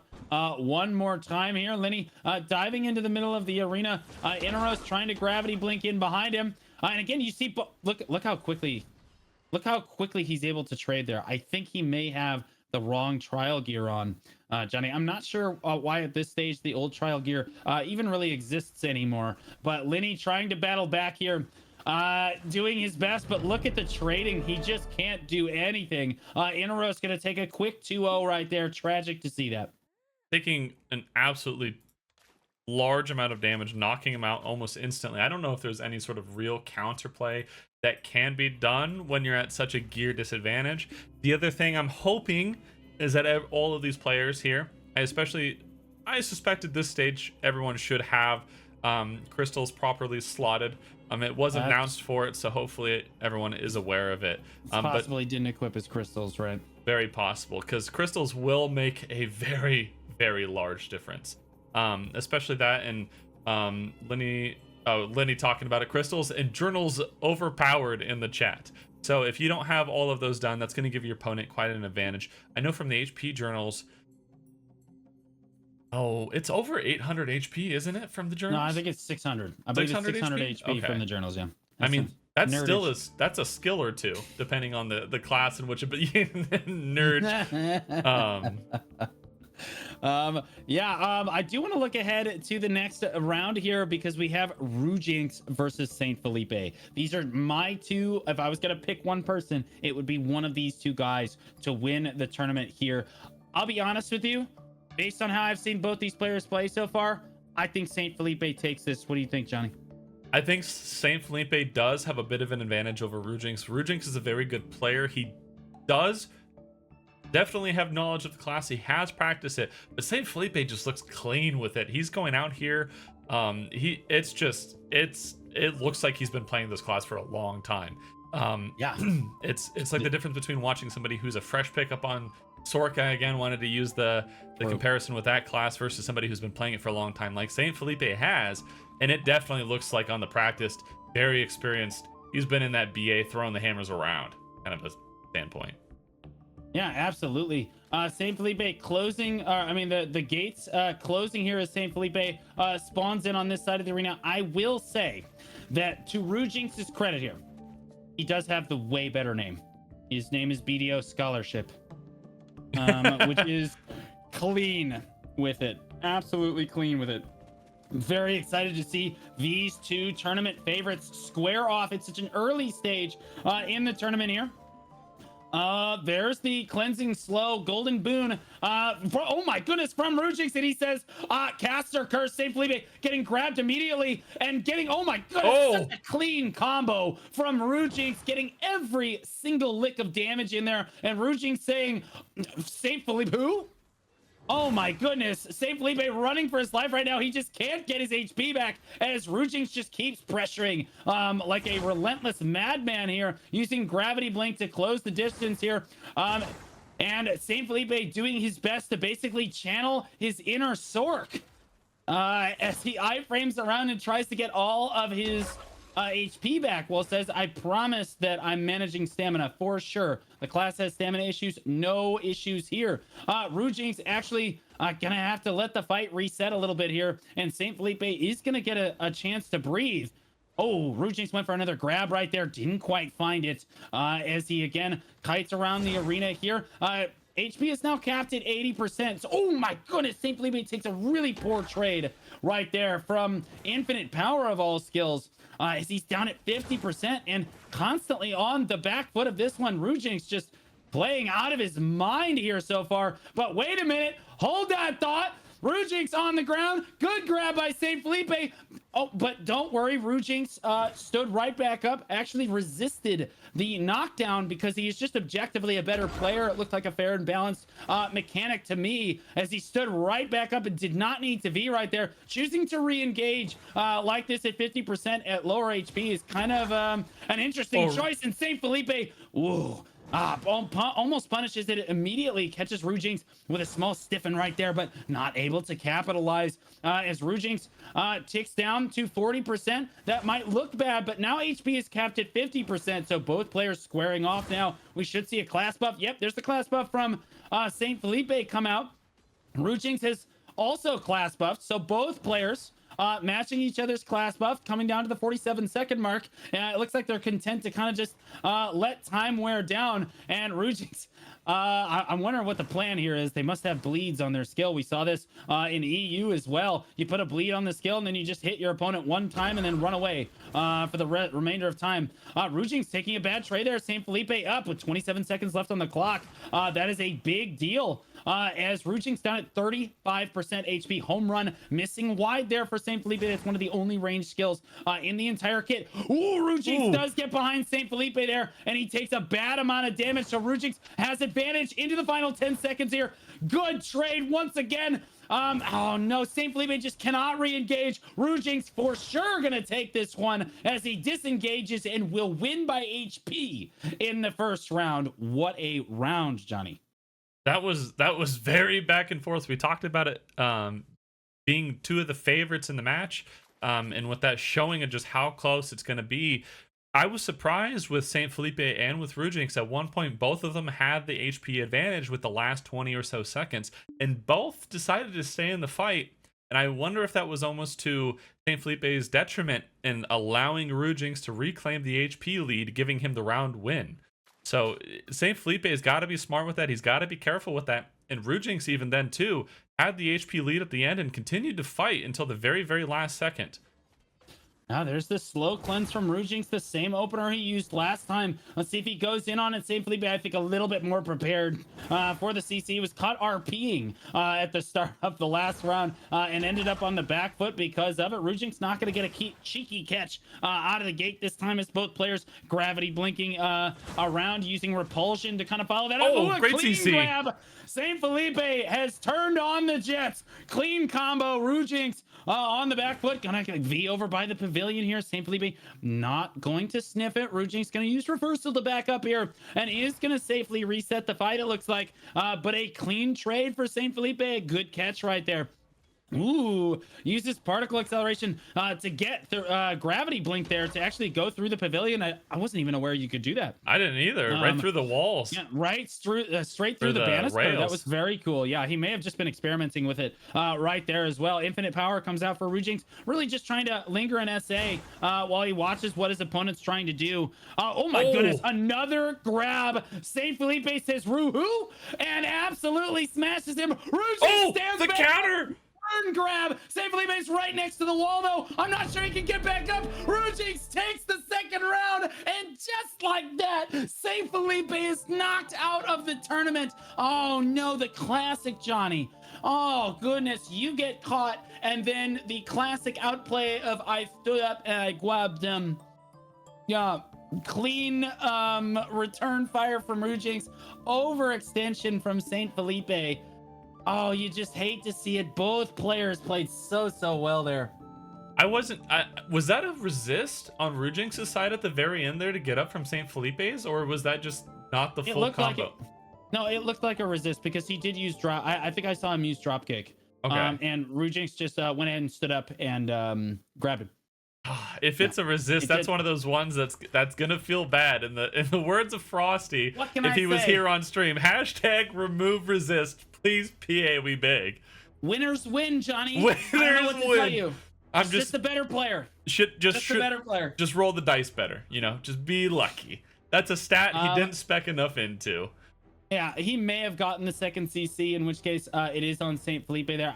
I'm not sure. It did happen very quickly at the end there, but like he at least resisted one or two CCs, re-CCs in there in that match kind of overall. So it's not outside the realm of possibility that he resisted again. Rujinx might just be running full KD resist, which is very likely considering how often we saw him resist stuff there. And that just goes to show you how important the crystal build is. As the difference between winning and losing right there was 5% HP. 5%, and we've seen that before in matches too. I think it was the previous fight versus Inaros and Greeds and Frosty, where there was like a 2% at the end. It might have been Aqua and Simply Nice, now that I'm thinking about it. Where 8% HP, 5% of HP, that's a crystal setup. That is one wrong skill. It's very, very close in a lot of these matches. You have to be careful. Goldsteinberg plugging his own link about removing resists on the forums page. He's a content creator as well, putting out the good fight to remove resists. RNG is a skill-based game as well from Luxury. I would recommend going to check out that link that Goldstein has written up. It's a fantastic post. Put on the right place. Forums, if you want changes to be made, that's the place to go. We have the next round already starting here. The gates dropping and opening to reset the BSR. This one will be between Quicks and Aqua. Two players we've seen before. Two I'm excited to see again. Aqua is the newer player that we've only ever seen once in this AOA tournament, but Quicks, again, the long-standing player that we know from before, actually made short work of his previous opponent, Pinecone Face, who was actually a really solid scholar in the early rounds of this tournament. So we know Quicks is a super gamer. Aqua has had less time to prove himself here, uses the slow cleanse coming right out of the gate, so I would expect him to want to be really aggressive. And yeah, he goes straight in on Quicks here. He is not scared at all. Quick's definitely the favorite here, and showing why he is. Good grab right there. Clean KD almost just kills him before the V comes out. Aqua scrambling on the back foot. Oh, the sniff! Gets his V sniffed and drop kicked in the face to finish round one right there. Oh, read him like a book. A perfect scholar, if you will. I think that's our first successful sniff into a CC. We've seen some times where people have taken a lot of damage in prior fights from coming out of a V, but I think that's the first one where they've just been, you know, immediately put down on the ground and just told, next round, buddy, next round. So absolutely. Quicks was absolutely fantastic that round. Clean with everything, getting the combos, the CCs, the grabs. Let's see if he continues with that, and let's see if Aqua can stay in the tournament. Yeah, Aqua, I'm sure feeling a little bit more uneasy there. He doesn't have his slow cleanse up. Golden Boon, he's not up for this one, so he can't be as belligerently. Oh, no. Oh, Clean no. grab out of Quicks. You hate to see it. Drop kick follows up perfectly. Looks for the hammer fall, which in my opinion is the good follow-up there. I think most players use hammer smash. I think hammer fall is a really powerful follow-up in that combo like that. So I love Quicks' combo on this one. Aqua does recover out of V this time. It is not perfectly sniffed, but he is far down in HP. And Quicks looks like he is pressuring pretty hard. Honestly, Aqua's getting really aggressive for being low on HP like this. He should just try to let the fight reset here. And Quicks going, yo, chill, man. Just chill. As he backs up here and does let the HP reset just a little bit, and both players re-engage. But Quicks winning out on the trade as Aqua uses reversal to back up a little bit there, but he's just taking so much damage in these trades with Quicks. It doesn't even necessarily need to CC because Death again is the best CC in the game. Quicks just biding his time, and again, it looks like Aqua is just wearing himself out. As Quicks just jumps around behind him, and Aqua cannot put his finger down on Quicks here. Just doesn't have his number. The fight's gonna reset a little bit. Aqua looking for options here as Quicks jumps in with one giant leap. There he is, diving into the middle of the arena right there. Both players getting very close. No one finding a grab though. As we tick down to the minute and 30-second mark, Aqua takes another poor trade, goes down to 50% HP, and is gonna potion back up here. As Quicks gravity blinks toward him, Aqua actually goes to the low ground there, and Quicks uses one giant leap to go with him. Very cool movement right there, but Quicks finds the CC and will clean up this round 1-2 onto Aqua right there. That was a very, very clean opening from Quicks. You see him jumping out, immediately getting the grab, putting himself in a significant advantage. I can still hear you. Oh, good. I'm gonna grab some coffee. Putting himself in a very, very clean advantage, making sure that his opponent doesn't have the V anymore for the rest of the match. And he has to continue to use that as you get further in these tournaments and your opponents get better and better at not making mistakes to stay protected. The best thing to counter the super armor, to counter a lot of those protections, is going to be the grab. So if he's consistent on it, he's going to be a big threat to some of those better players towards the end here as we get into the semifinals, changing from best of 3 to best of 5. Yeah, excellent job for the tournament coordinator remembering that. That's such an easy thing to forget behind the scenes here. But big shout out to both Avi and Johnny 5 for such clean production here. Now, I do think that Quicks had an amazing round there, as I would expect out of him. But I think it's really going to heat up for him in the next round of the tournament as he has to fight Rujinx. Now, remember, this is the semifinals, guys. So we're playing. This is, at worst, at this point, you get 4th place. Right? The RNG is 75% chance that you walk away with money at this point. You just don't want to be the one guy that doesn't. The one guy who doesn't. The unfortunate, so close call. Greeds is going to be fighting Inaros, and Inaros has been putting on a spectacle. I think that's been 2 matches now where Inaros has just dumped a lot of damage on their opponents, just leaving them, dead standing. So whether that be, opponents bringing in the correct gear, or Inaros having that secret sauce, crystal, and damage setup to just pump as much of it into the enemy as he can. We'll find out here as we get to Greeds, who we know is a very capable opponent using the correct gear, and I assume crystals as well. Yeah, I think Greeds versus Inaros, both of these players so far have had 2 just quick round after quick round after quick round in this tournament. This is the first opponent that I think that either of them have fought that actually might go all the way to 3 minutes, is going to require them to sweat. And so we will see which one comes out more prepared on this one as the BSR starts to reset here. Inaros versus Greeds. And Greeds can't just PayPal his way out of this one this time. So we are going to get a match out of this. I am so excited as we get into the final rounds of this tournament, because you get to see the really high level Scholar gameplay that we all came here to watch. You're going to see these opponents sitting here, and Greeds isn't going to be able to PayPal like you mentioned. Hey, come on, split 3rd place with me, or split 2nd place with me. I don't think it's going to work. I think a lot of these players are going to be, I don't know if you want to call it greedy, but I think they're going to be confident to try to take the fight, because they definitely have the potential to win here. Just use the pun. They're greedy. They're greedy. Right. That's right. That's right. They don't call them Greeds for nothing, boys. As we jump into the first round of this match right here, of this semifinals match. Remember, this is a best of 5, as both players honestly doing very clean movement, moving around the arena here. It's not just gravity blink everywhere. Greed's taking a very poor trade though into a hammer fall from Inaros right there, as he has to disengage now, and that's totally fine. He just needs to try to get his HP back. Does trade a little bit of damage back on Inaros right there, goes for the grab but doesn't find it, as Inaros uses reversal to kind of step right back out of that one. So for the next 10 seconds or so, Inaros is definitely on the offensive here, as he has a grab and Greeds does not. Unfortunately for him, Greeds is just not having it. Oh my goodness, potential energy comes down right there, and that was the opportunity. You saw Inaros try to close the distance to try to get in range to grab him there, but unfortunately not able to. Does trade a good amount of damage onto Greeds though, as Greeds again tries to trade potential energy. That is just not a great skill to constantly trade with. Greeds down at 20%, constantly taking bad trade after bad trade. There's again a potential energy again, and again he didn't get hit by home run.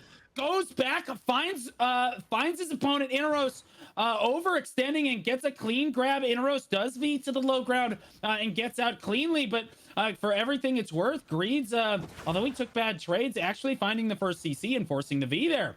Again, taking bad, but again, and he goes straight back into taking bad trade after bad trade, but it doesn't matter. He's all a bait. Clean grab out of Greeds right there, and makes short work of Inaros on in that round right there. Absolutely so clean out of Greeds there, Johnny. You talking about him being greedy there. Does not care about the trade. He's setting himself up for the right opportune time and the right positioning to get the grabs off, because it doesn't matter if you're losing the trade. If you burn that V and then you get another CC and you can do a successful combo, your opponent's going to die whether you're at 1% or 100% HP. It doesn't matter. A very risky, very aggressive playstyle from Greeds, and I honestly like it. That's the kind of stuff I like to see. He's just going for it. It's one of those indomitable human spirit moments, and I love to see it. Right. Gates up and away we go. Greed's just saying, no, I'm letting him trade with me so that it baits him to be more aggressive so that I can catch him overextending. Is essentially Greeds' play style here as he moves in on this one. Both players iframing around, don't want to make anything happen. A little cheeky mouse movement there out of Greeds on the Scholar movement. Catches Inaros on the CC. A good grab follow-up. I do agree with that, as he didn't quite have the cleanest combo in the world, but it was a good catch. He just wasn't ready for it, so he just turn around and resort to the grab right there. Inaros did have to V, is going to make it out, did not get sniffed right there, and once again both players kind of equalizing the fight. It's going to reset a little bit here. Greeds again trading potential energy a little bit poorly right there. Oh my goodness, Hammerfall turns his back to the opponent and uses a frontal guard. It was a bold strategy caught, and see how it works out for him as Greeds continues to kite around. Again, it seems that Greeds not the best at getting the trades down on this class, but is certainly amazing at finding the CCs and finding the catches, which is ultimately what matters at the end of the day. So both players gravity blinking around each other. Not going to find any sort of chip damage quite yet. Inaros on the back end of the trade this time. As we move down to the minute and 30-second marker here, we are about 30 seconds away from HP being capped down at 50%. As Greaves again takes a relatively poor trade. Inaros trying to even out the HP right there. And he does indeed. Greed's consistently the lower of the two on HP because, again, he just traded potential energy, lost another 20% HP. Almost every time he has used potential energy, he has lost at least 10 or 20% of his HP bar. It's a great filler skill. You just can't use it at that close of a range. Hammerfall for Inaros isn't going to catch anything. As Greed's is down at 40%, he's waiting for HP to tick down and says, there's my return trade. I just wait for the HP to come back down here. Oh, there's the class buff coming out of Greaves and Inaros. Both players use their class buff, and it looks like, oh my goodness, Greaves just trading so much better now with the class buff running. Inaros backing up here, 40 seconds left on the clock. He does have time to get his HP back, but oh my goodness, Greaves just kills him, and a beautiful bug right there at the end. Greed's doing a little style second celebration move on taking the win there for the second round, killing Inaros standing. This is Inaros's, I think, first like big opponent that he's fought, somebody who has definitely put up a fight, who has shown that they're proficient on the class.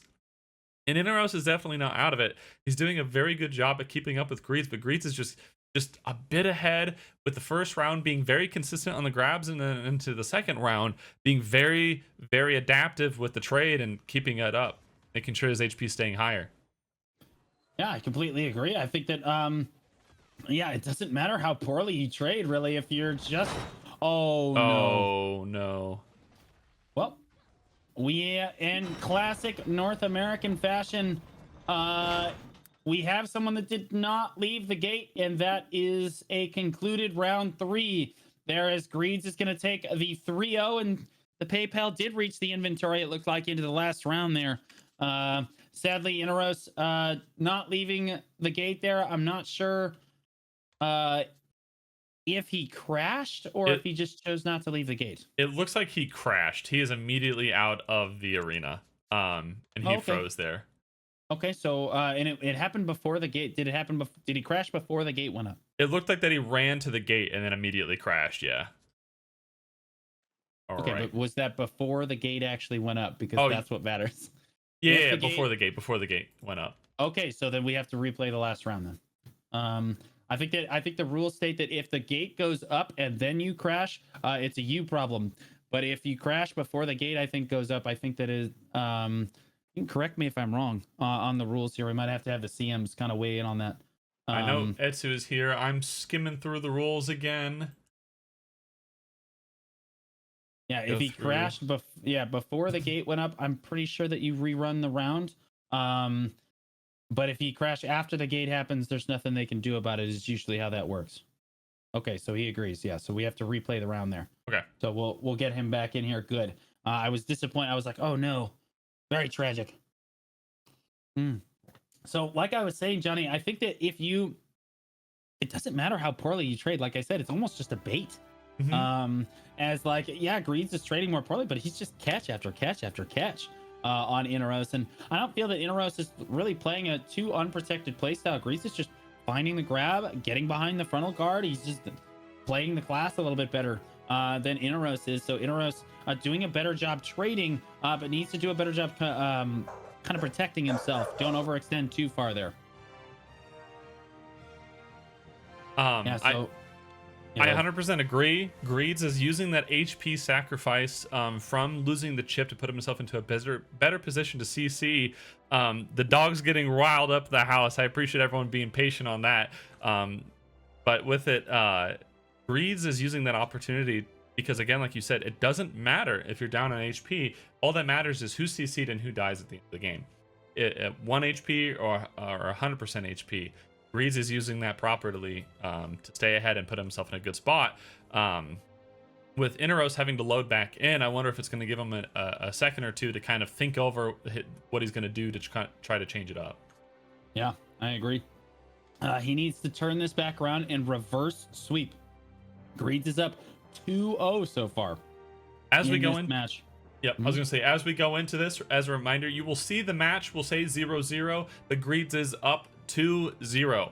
If Greeds wins one more, Greeds will take the match. If Inaros wins 3 in a row, then Inaros will take it. So Inaros is definitely going to be a bit of an underdog here, but he's definitely not out for the count as we start into this next round.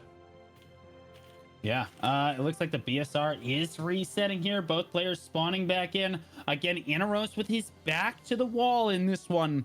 Down 0-2 so far in this match. Greeds both players showing expert status basically on the class. Greed showing how to catch your opponent on the class kind of outside the grab, and Inaros showing how to trade more effectively. But we're seeing Greeds win out both times so far as the gates go up and away we go on this one. Inaros jumping in. Greed's getting really aggressive. Neither player really using Inaros class buffed immediately here, and I don't think that Greeds really sees it yet, as Inaros just jumps straight in on him, and Greeds is more than happy to continue trading with him. And Greeds, oh, there he goes. He does back up a little bit right there.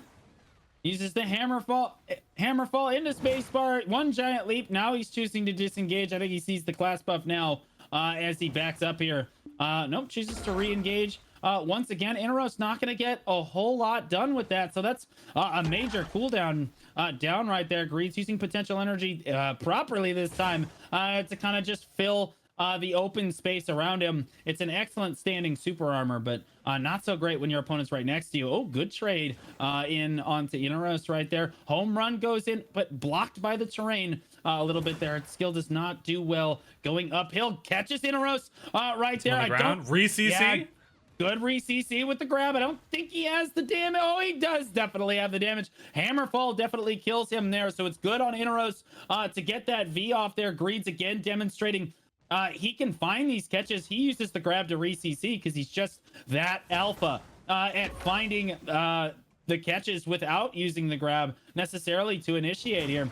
Inaros needs to be the master of trading now as he's down at 20% HP, and Greeds is the one at 80%. Oh, a clean grab by a clean grab by Inaros that time. Got reverse Uno'd right there. Greeds is going to come out of V. Inaros not quite going to get on top of him there. That V sniff would have been very, very good, but Inaros looks like he's going to run out of health here.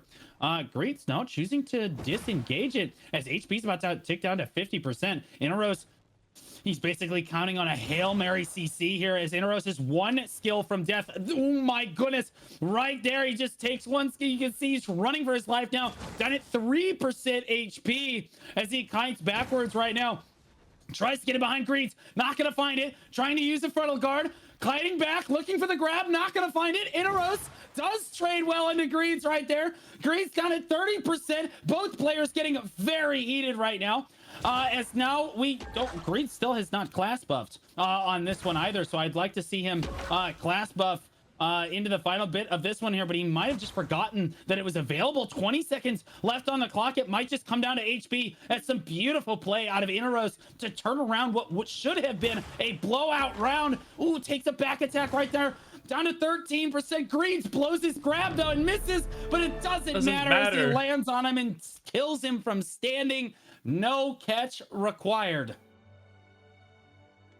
A win is a win. Goodness. It doesn't matter how you win as long as you do it. I mean, even with Greeds forgetting about or not using his class buff, able to keep the pressure on Inaros, even with him playing very passively to get back, waited for that 1 minute mark to put the max health at 50%, bringing Greed significantly lower. Wow. Greed's playing it very, very well. And I think honestly at that last few seconds there, it was one mistake from Inaros getting allowing Greeds to do a back attack on him that ended up resulting in the match. As when you continue to do the SA trade, when you're at such a big advantage or disadvantage and the HP ticks lower, you're just going to get punished instantly for it. Yeah, absolutely. But an amazing round right there. That is not the last we will see of either of those two players, as Inaros will go to the third place match and play the loser of our next match, which is going to be a banger. Prepare your bodies because it's Rujinx versus Quix in this next semifinal match here. These are two titans of their classes normally. Obviously, both of them are newer to Scholar, but everyone's newer to Scholar. It's just the weight that both of these players carry within the community makes this match incredibly hyped up. Both these players are incredibly good. I am so excited. Johnny, what's your prediction for this? We've seen Rujinx in the past. Earlier, we said that St. Felipe was our favorite in the Rujinx versus St. Felipe, and Rujinx came out to prove himself, giving the good old caster curse onto St. Felipe. Both still performing very, very well, of course. This is a tough one. I don't know if I want to give it to Quix or Rujinx. Both have showed phenomenal things. I think they both have slight areas in what they're a little bit weaker at on the class.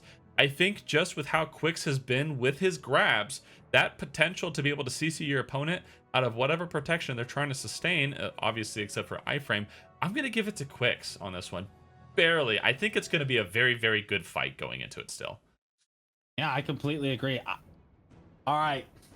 As close and as hype as we think this is going to be, I think Rujinx is going to take this 3-0. 3-0. Another one. He takes it 3-0. Yeah, I stood by what I said before. Whoever wins the St. Felipe versus Rujinx matchup, I think goes the distance to win the tournament.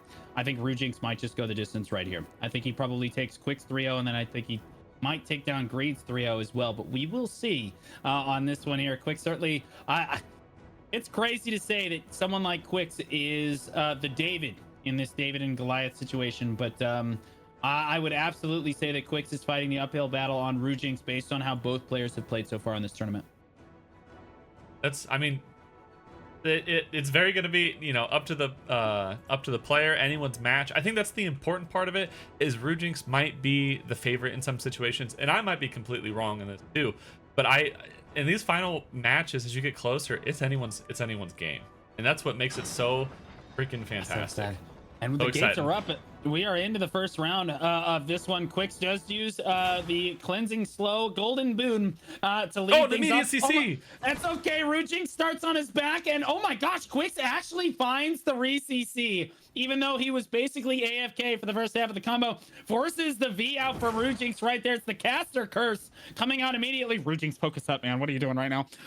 Turns back around to re-engage it as the health bars reset. The dust settles a little bit on this match. Rujinx down a V and a little bit of his pride. Quix using his potential energy in his home run to kind of zone Rujinx back while both players square off against each other here. Neither player has really found a CC beyond what Quix found early yet. And neither player has traded incredibly well yet. There's not a bad hammer smash coming down out of Rujinx right there. Quix taking the back end of some of the trades, but now both players are capped at 80%, so it doesn't matter too much as the health starts to tick down. In this one, a quick CC out of Rujinx. He's against the wall. Quix does have to V, though. A clean combo. Oh, he V's in play, almost in place. Rujinx with a good sniff. No, he opted to low ground at the last second, and Quix says, haha, gotcha. As he runs away from this one, does get the reset on the fight. Both players down a V at this point. Quix just the one who's running out of HP very quickly. Gets CC'd again. Rujinx gonna take the first round, as dire as it looked in the opening moments of it, Johnny. That was definitely one where Rujinx was caught a little bit sleeping at the beginning. Quix able to still manage the secondary CC, forcing Rujinx to V, putting him at the detriment, but Rujinx saying, nah, this isn't over, and just giving him the good old, this is when I'm actually taking it serious now moment, and just putting Quix back on his own back, forcing him to V, and then continuing the aggressive chase and getting the secondary CC on Quix to finalize that round. But again, these are best of 5. Quix still very much can come back. And there is the cleansing slow from Quix, leading off the same way he did last time. It worked out for him. But Rujinx not going to get CC'd right out of the gun here. Using infinite power to say, yeah, you better keep walking as he stares his opponent across the arena there. Where you charge the hammer up really far. It is not a very practical skill, but it is a great lingering SA that you can use.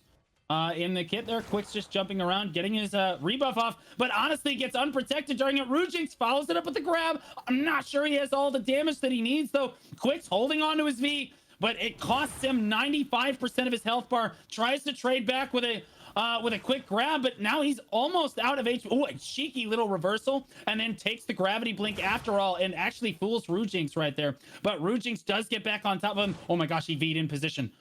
Oh my goodness, Rujinx just walks up and says, that was a bold strategy, Cotton. Let's see how it works out for him. Rujinx jumping right back in on it. Quicks on the backside of this one does get CC'd. Rujinx asserts dominance in round 2, 2-0 up on Rujinx so far in this one.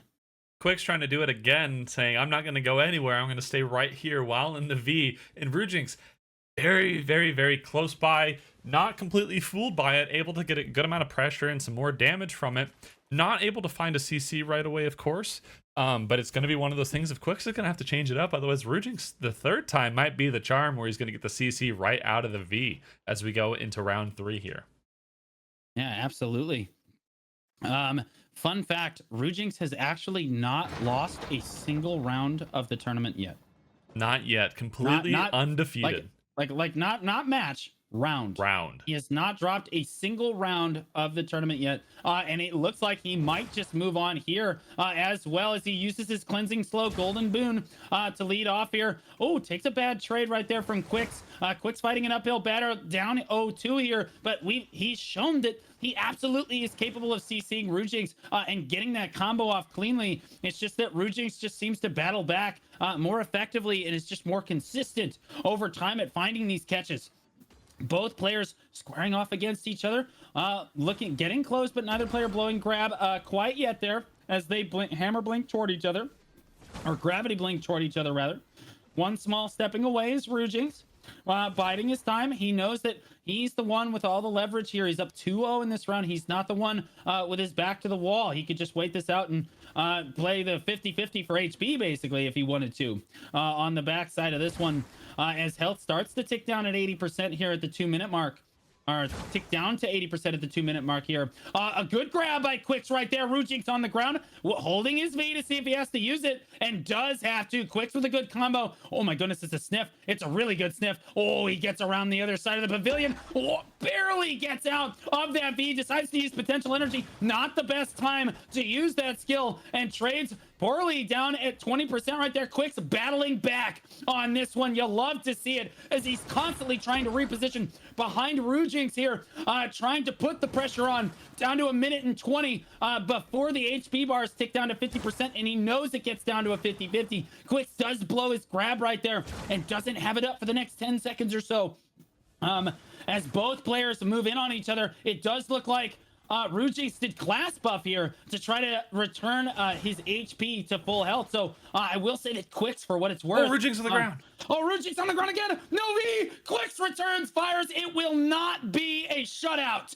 Quicks says, sit down. You are not sweeping this tournament. I am here to stay.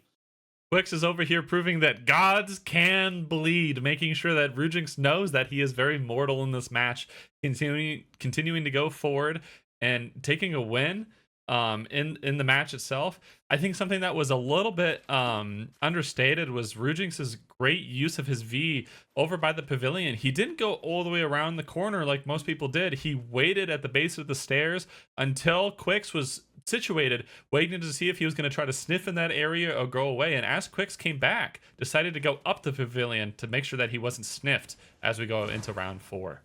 Yeah, and as we know from Predator, if it bleeds, we can kill it. Quicks on the hunt right now, definitely has the momentum in this matchup. A rallying cry right there, 2-1 on this one, but he's one round from evening this one up and really fully carrying the momentum. This round really does make the difference. One round, that could be a mistake, but if your opponent takes 2 off of you, the tradition is to basically get the reverse sweep off here. So we'll see as we get a clean grab onto Rujinx. That is not good. Rujinx gonna have to be the hammerfall damage almost killed him on that V right there. Is not going to get the snip off. Rujinx already on the back foot, uses golden boon to cleanse his slows off. Right there, Quix is class buffed right now as he's moving in on it. He is a shark and he smells blood in the water. Quix on the hunt for Rujinx right now, who is on the back foot retreating. Honestly, probably looking to catch Quix, overextending, being too aggressive here. But like I said, usually the advantage goes to the aggressor in these early matchups, and that's exactly what we're seeing here as Rujinx takes yet another bad trade right there, down at 50% as HP bars are only capped at 80. You see Quix up at 80% right there. Rujinx letting the fight even out a little bit more here, as he is down on his V, but Quix is down on his class buff now. Does not have that available to him anymore as Rujinx disengages the fight. I would say that the V is almost more important at this stage, because the V will allow you to win an HP trade into the closing seconds, and then you can just V, and that's a 7-second iframe basically that your opponent can't really do anything about. But we will see. You could make the argument for the class buff. Another quick grab onto Rujinx. No V available. We're going to round 5, boys. Quix is taking it the distance. That was a very, very clean grab from Quix there. That was, oh my, that was gross. Like my face right now, that's amazing. That is very, very clean. That's exactly what we'd like to see. That's something I mentioned about Quix as we got into this match here between him and Rujinx, is that he has been very, very dangerous with those grabs. He is able to predict the movement of his opponent and use that grab precisely at the right time. And like you said, the V is going to be very important to have, because when the grab is available, even if you're trying to stay protected, the grab does not care. Oh my goodness, gates up and away we go. And the momentum swing in a best of 5 like this, where you win the first 2, you feel like you're gonna win, you feel like you're a god on top of the world, and then you lose the next 2, and you know that Quix right now is on top of the world. Rujinx, you can tell he's angry, but it just doesn't matter as he's grabbed again. Quix with the hands, hammer fall. Rujinx trying to hold on to his V, but instead loses all of his HP and his V for it. For trying to hold the V for too long there, and now he has no V, he has no HP. Oh my goodness, gets his Quix though. Now Quix is gonna trade his V back, but he trades sooner, and so he keeps his HP bar a little bit more healthy. Rujinx on the stimmer. Barely gets away from it as Quix trying to reset the fight. Both players on the edge of their seats right now, trying to catch one another, and we are just at the 2-minute mark of this final round in the semifinals of this tournament. Both players clinging for life right here as the fight resets, and both players have already used V. Oh my grab! Rujinx is grabbed. He's on the ground. 3cc finishes the job. Quix with the reverse sweep. Rujinx man down. Quix goes to the finals. Oh my goodness, what a round! Oh my goodness, that is, whoa. I mean, I talked about that grab danger from Quix, and he's showing it. He's not letting it by. He said, I will not go down with a fight, darn it. I will bring everything I have, and he brought the reverse sweep. Oh my goodness. Oh my goodness, yeah, that's about all I can say. Yeah, like you saw Rujinx come into the arena for the rose, and Quix just said for the who? And just absolutely dominated in that round there. The absolutely a crazy match from both players. That was probably the best match that I have seen between both brackets, between 2 players that was so incredibly close. And the best part is we get to see both of them play again. We have the 3rd place match next, and then the finals, which are crazy. So now we're playing for pink slips now, boys. Now we're playing for all the money. So Johnny, remind us, what are we winning here? So we do have a very, very hefty amount of pearls being given by Pearl Abyss. For the winner, it's 30,000 pearls.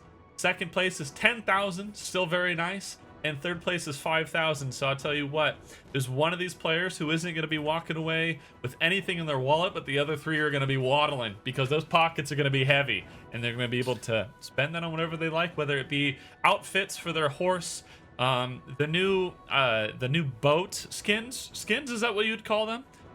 You can use it for weights or anything else, but I think some of the recent things that they've been putting out look fantastic, and this is definitely a time to win some nice pearls. Yeah, I completely agree. I'm very excited coming into this one. The winner of this 3rd place match between Inaros and Rujinx wins third place in this tournament. That is 5,000 pearls. The loser goes home with nothing. Nothing. You get nothing, Johnny. You lose. Absolutely No nothing. redos.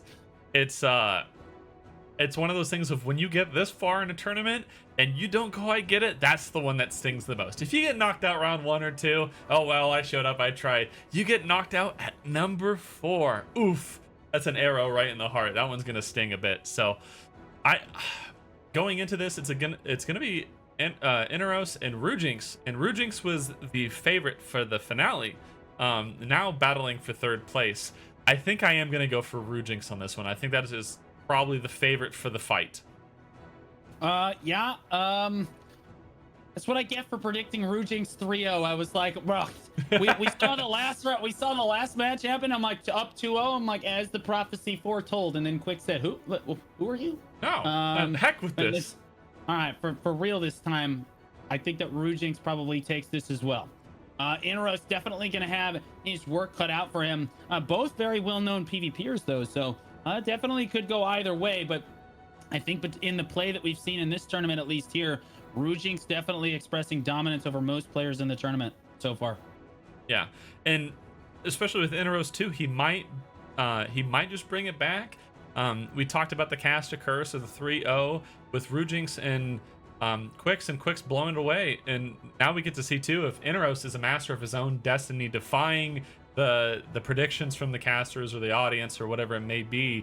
I'm excited. I think this is going to be another fantastic match like we just saw between Rujinx and Quicks, and then afterwards, of course, we get to see the finale of Greeds versus Quicks too. Yeah, I think that the finals are actually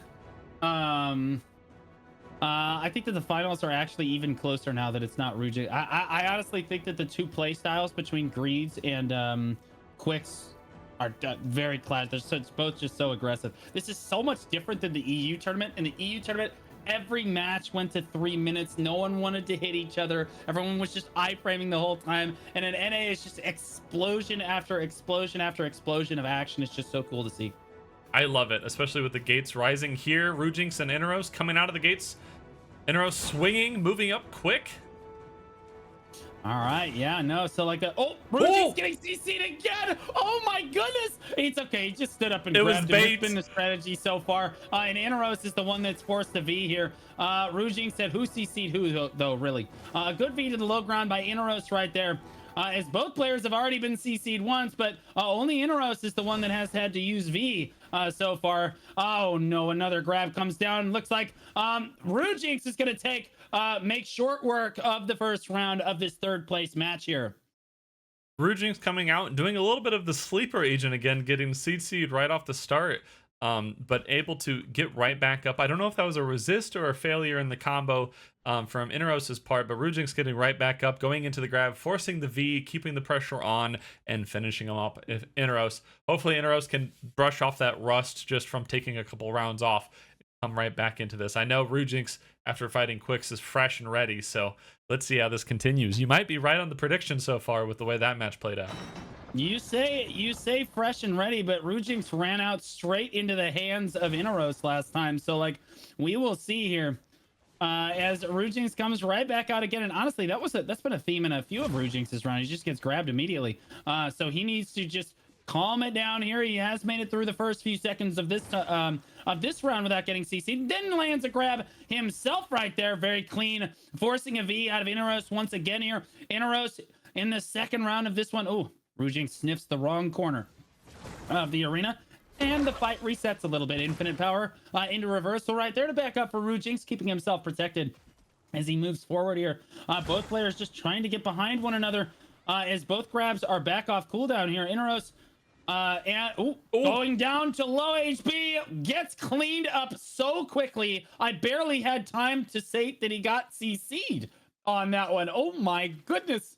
That was uphill battle, Johnny. That was such a quick reaction on Rujinx's side. I don't think he initially expected the first CC, and you see Inaros kind of falling on the ground and moving a bit. Maybe it was just my side of things, but Rujinx quickly using that F kick to just re-CC him and continue in the combo and blowing up Inaros so fast.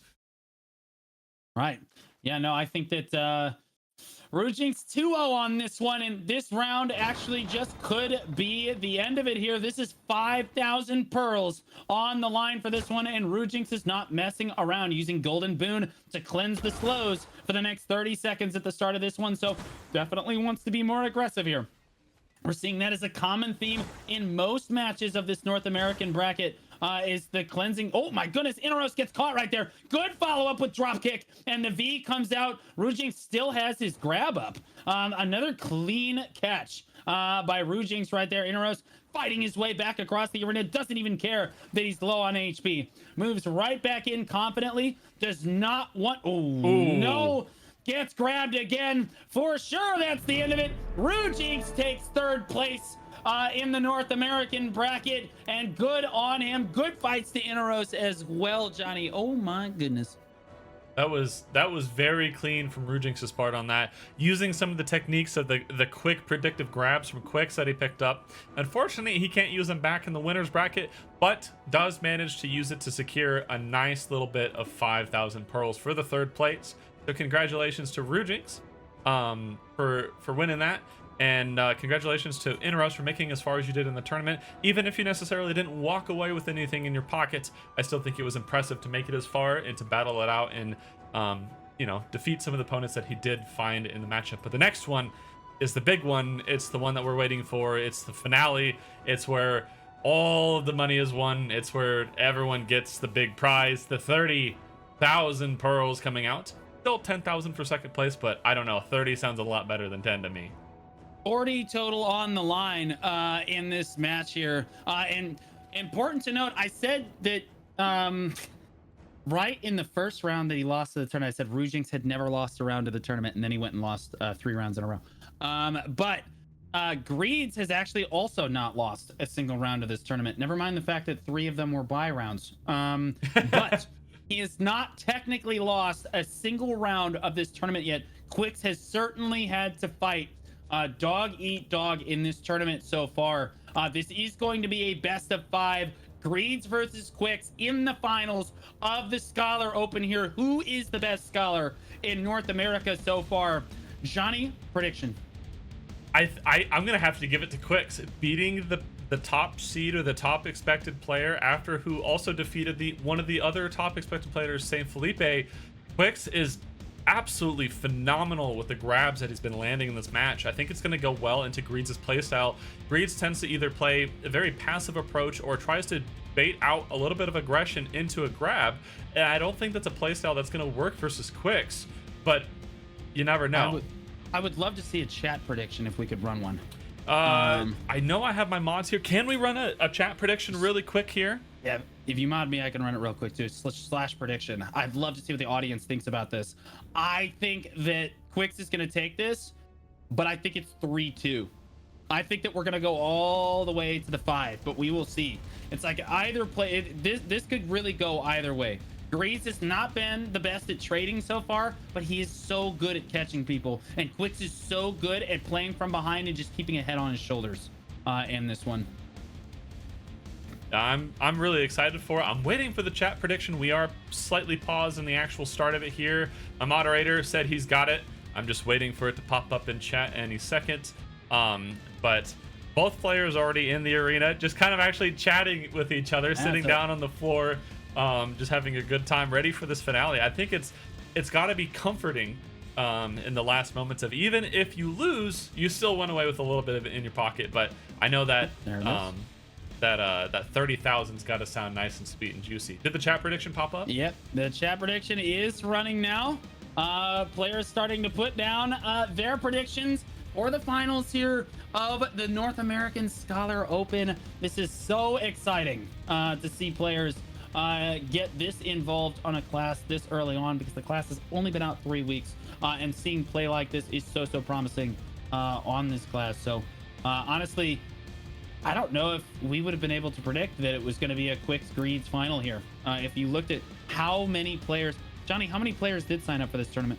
I think it was about 55 total players in the entire thing. If I check again, 50 players. 50 players in the entire tournament, some of which obviously didn't attend, but I would still say a good 40 or so. I believe your mod put the wrong person. It He should put be- Inaros instead of Greeds. No. I mean, he put Inaros instead of Quicks, but that's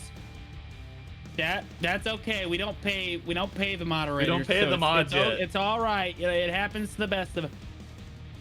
Well, It's all good. Just pretend it's Quicks. It's all let's right. pretend it's everything's Quicks. fine. Yeah, it's okay. If he wins, he wins. It's okay. All right. It looks like we are just about ready to reset BSR in this final match here. Let's go ahead and start with the match here. We'll try to get a quick prediction, try to make it like 30 seconds or so just so people can go, because it is, again, a 20-second drop as the BSR is starting to be reset here. But I'm always super excited for the finals. Hey, we got it.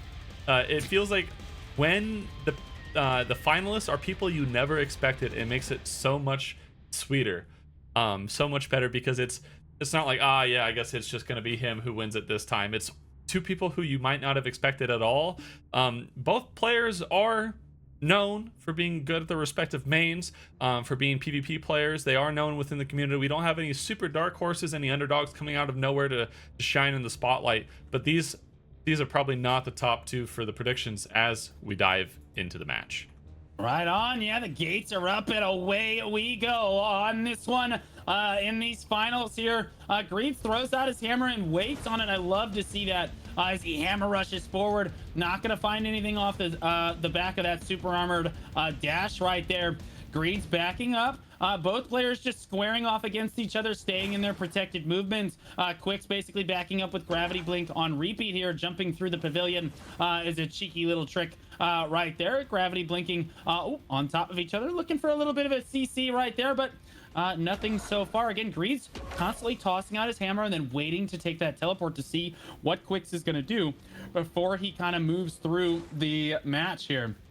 As we see infinite power come out for Greeds just a moment ago. Again, he's just lingering that SA right there. One giant leap into the middle of the arena into the potential energy. Again, that's a great use of potential energy right there. Class buff actually used by both players. Must have just reacted to each other basically using class buff as we move down to HP's capped at 80%. Both of them super buffed up right now with that extra 40 DP, 30 AP, 20% accuracy that class buff actually does give you. Just so juiced up. Ooh, both of them used reversal onto each other, but no one actually thought to use the grab at that moment. Again, potential energy coming down for Greeds here. They're into home run right there. It just wouldn't be the NA tournament if we didn't see them trying to abuse home run just a little bit. Oh, good grab out of potential energy right there is Greeds with another beautiful catch, forcing Quicks to V on the backside of this one. 15 seconds before HP is capped at 50%. So Quicks losing a little bit of HP didn't matter too much on the back of that one there, as the HP will tick down for him here in a moment.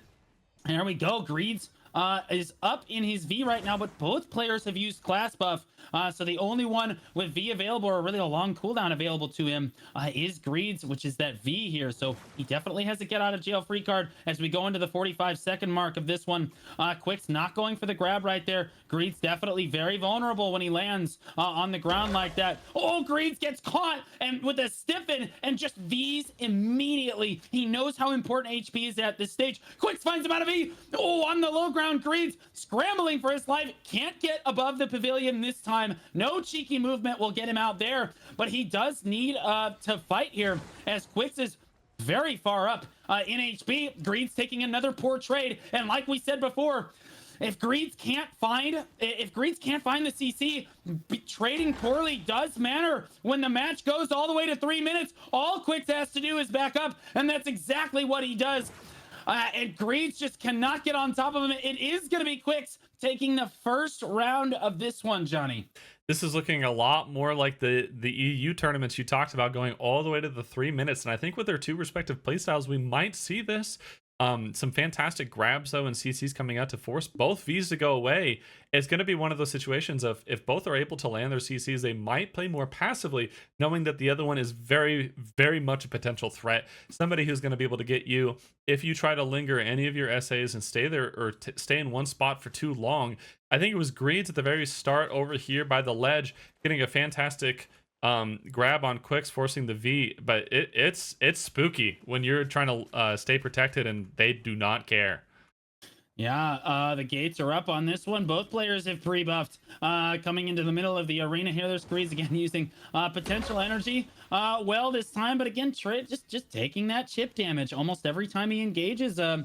He's just trading relatively poorly on the class. There's just a little bit more chip damage there. It doesn't matter too much, but as you get down to the final moments of the match, that every little bit of HP matters on that one. And he's done a great job of kind of baiting out the class buff and the V from Quicks early on. He goes into the final minute of the match every time with a great tempo swing, but then ends up fumbling here. So hopefully Greed's able to pull this one out here. He just needs to find another catch on the Quicks here. If he can get that early V, that will be big for him into the final minute. Oh, there's potential energy. Again, Quicks.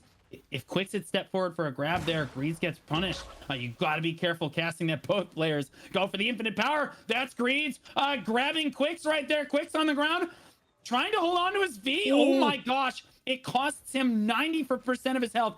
I would argue that he should have probably V'd that, even though he wouldn't have died, because now he's running for his life. Home run comes out. Greed's not going to knock him out of the park, though. On that one, Quicks scrambling to try to get his HP back. Oh, no. And there's the grab.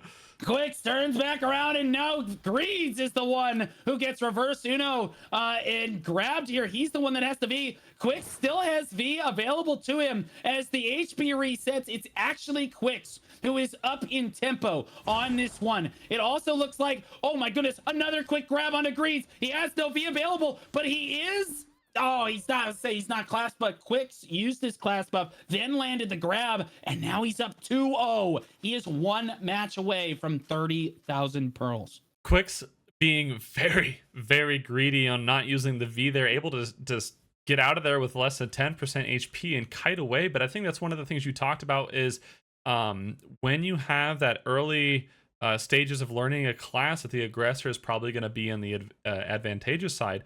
Quicks was able to use a lot of that kiting to stay away from Greeds to heal back up, and then jumping back into it, I think even a little bit early on the aggressive side, from his HP to Greeds' HP, was able to land a fantastic grab. And like we said, it doesn't matter if you're at 1 or 100%, grab does not care.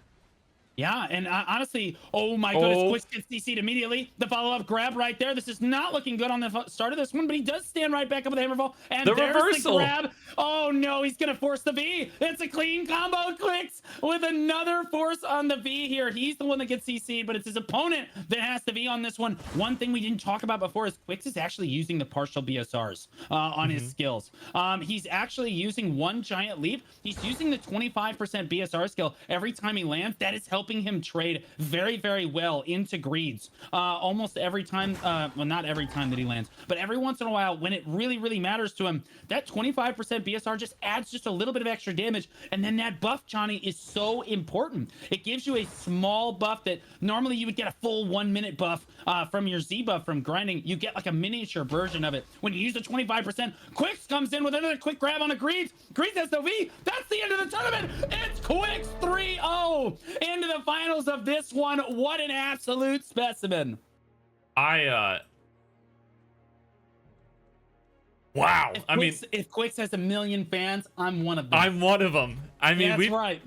It was one of the things if we predicted Saint Felipe or Rujinx to be going all the way, but it was Rujinx who took out Saint Felipe, and then Quicks who took out Rujinx, and Quicks has very, very much earned this win. He has very much earned it from who he's taken on, who he's fought, fighting a lot of his way through the tournament, showing how absolutely disgusting he can be with those grabs, putting his opponents on the ground, using his 25 BSR to his advantage, continuing to use every little bit of the kit. And that's exactly what I like to see out of a player. That's what I want to see in a finale. That's what I want to see out of a winner. Who is going to get a nice 30,000 pearls? Greeds still very much rewarded for second place with 10,000 as well. So congrats to Quicks. Congrats to Greeds for the first and second place placements here. Yeah, absolutely. Both players played phenomenally in this tournament. Greeds just coming up short on his bank account. Couldn't quite PayPal Quicks off at the end of that one. But honestly, again, he had a great run through the tournament. memes aside, I think that both players played exceptionally right there. Quick's just coming out on top. With just a little tech here and a little tech there. We didn't see very many players using the partial BSR skills, but we saw a lot of very, very cool demonstrations of Scholar PvP, and I'm sure that I love tournaments like this, Johnny, because they give players inspiration. One, to just go play the class, but number two, to think about what is possible on a class like this. And even with what is possible, it doesn't matter who you are, whether you're brand new to the tournament scene or whether you've been playing in it for years. With new classes means new opportunities, new chances, and new people to shine in the spotlight, like we had for Pinecone Face and Aqua, making it fairly far in the tournament and fighting some good fights and showing up and making a name for themselves. I hope so much that we continue to see new players, because as we said yesterday, even the best players, the most renowned, those who have been in the scene forever, all had their debut at one day, at one time. Yeah, absolutely incredible. To every player that came out in this tournament to play, you are an absolute specimen. We love tournaments like this, and we love players that have the bravery to put themselves out there and come up and say, you know, maybe I might be the best at this class, or even if I'm not the best, I certainly know how to innovate. Right, those are the innovators of the community. You love to see that. Big congratulations to Quicks and our second and third place winners as well. Absolute specimen of players. We love Absolute to see specimens. I hope Yeah. we continue seeing them in more tournaments in the future. Yeah. I also want to point out that I just cleaned up huge on your channel points. I am gaming. I just went all in on Quicks, and then it was a W. It was not as close to W as I thought it was going to be, but it was a W. We take those. And we will fix the channel points for the future. I just wanted to keep it a little bit clean on some of the sound bites and whatnot for the tournament. But we will enable those afterwards. Otherwise, just kind of wrap it up. Just to make sure, if you are somehow not familiar with Blue Squadron, he is one of our fantastic full-time streamers. He hosts various events. He's hosted his own tournaments. He does VOD reviews, meme nights, and various other things. Taking on the full-time position, he's able to step up the quality production on both his YouTube, Twitch, and other social medias. If you would like to find those social medias, you can do !blue_squadron. There was also a shout out in the chat for him, so make sure to go follow if you like more of his content. I plan to do more tournaments with Blue, and hopefully he invites me to most, if not all, of his as well. So hopefully we can continue with the dynamic duo. I liked it. I had a fantastic time. I'm so thankful to have you on. So thank you for coming today. Yeah, Johnny, thanks for the huge shout out, man. I really appreciate it. But again, all of the credit goes to you. All of the production work was Johnny 5 in this tournament, guys. All of the assets and everything that you see were custom created ahead of time. And I know how many hours that takes and how much is going on behind the scenes. I also want to give a quick shout out to the tournament organizer, who I believe was Obvi. In this case, did an amazing job of keeping the tournament flowing. So thank you so much for having me on. You're an absolute unit. I'm so glad they chose you to host the tournament. And I'm so thankful you chose me to come co-cast with you. I'm thankful that I had the opportunity from PA, who gave some fantastic prizes for everyone, who gave some of the assets to help with this. I hope we can get more of these in the future. These are the kind of things that I want to do for content creation. This is the kind of things that I love to see in the community. I hope more people join in. I hope more people enjoy these things. And I hope some people are even inspired. There we go. There's the English word I'm looking for. Inspired to do their own content, their own stuff. Cut it right there. But with that, my name is Johnny 5. I host the Node Word podcast on Fridays at 11:15 EST. I do the Saturday night Siegecast if there's any content for that. Occasional other VOD reviews and other content. I love PvP. I love content. And with that, thank you everyone who showed up. Me and Blue Squadron had a fantastic time calling and casting for this tournament. So with that, I will see all of you guys next time. Bye-bye now. Bye-bye now. Bye-bye.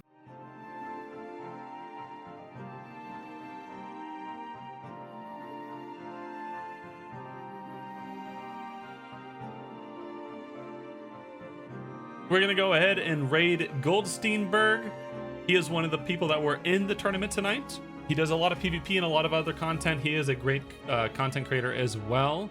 Otherwise, thank you all for showing up today. I hope you all Really enjoyed the tournament. I'm going to be putting it on my Twitch as a VOD for you to watch if you missed any of it. I'll also be putting it on my YouTube, which is youtube.com/Johnny5. Thank you once again, everyone. If you'd like to catch more of my content, make sure to drop a follow. Otherwise, I'll see all of you guys on Goldstein Berg's channel. I'll see all of you later.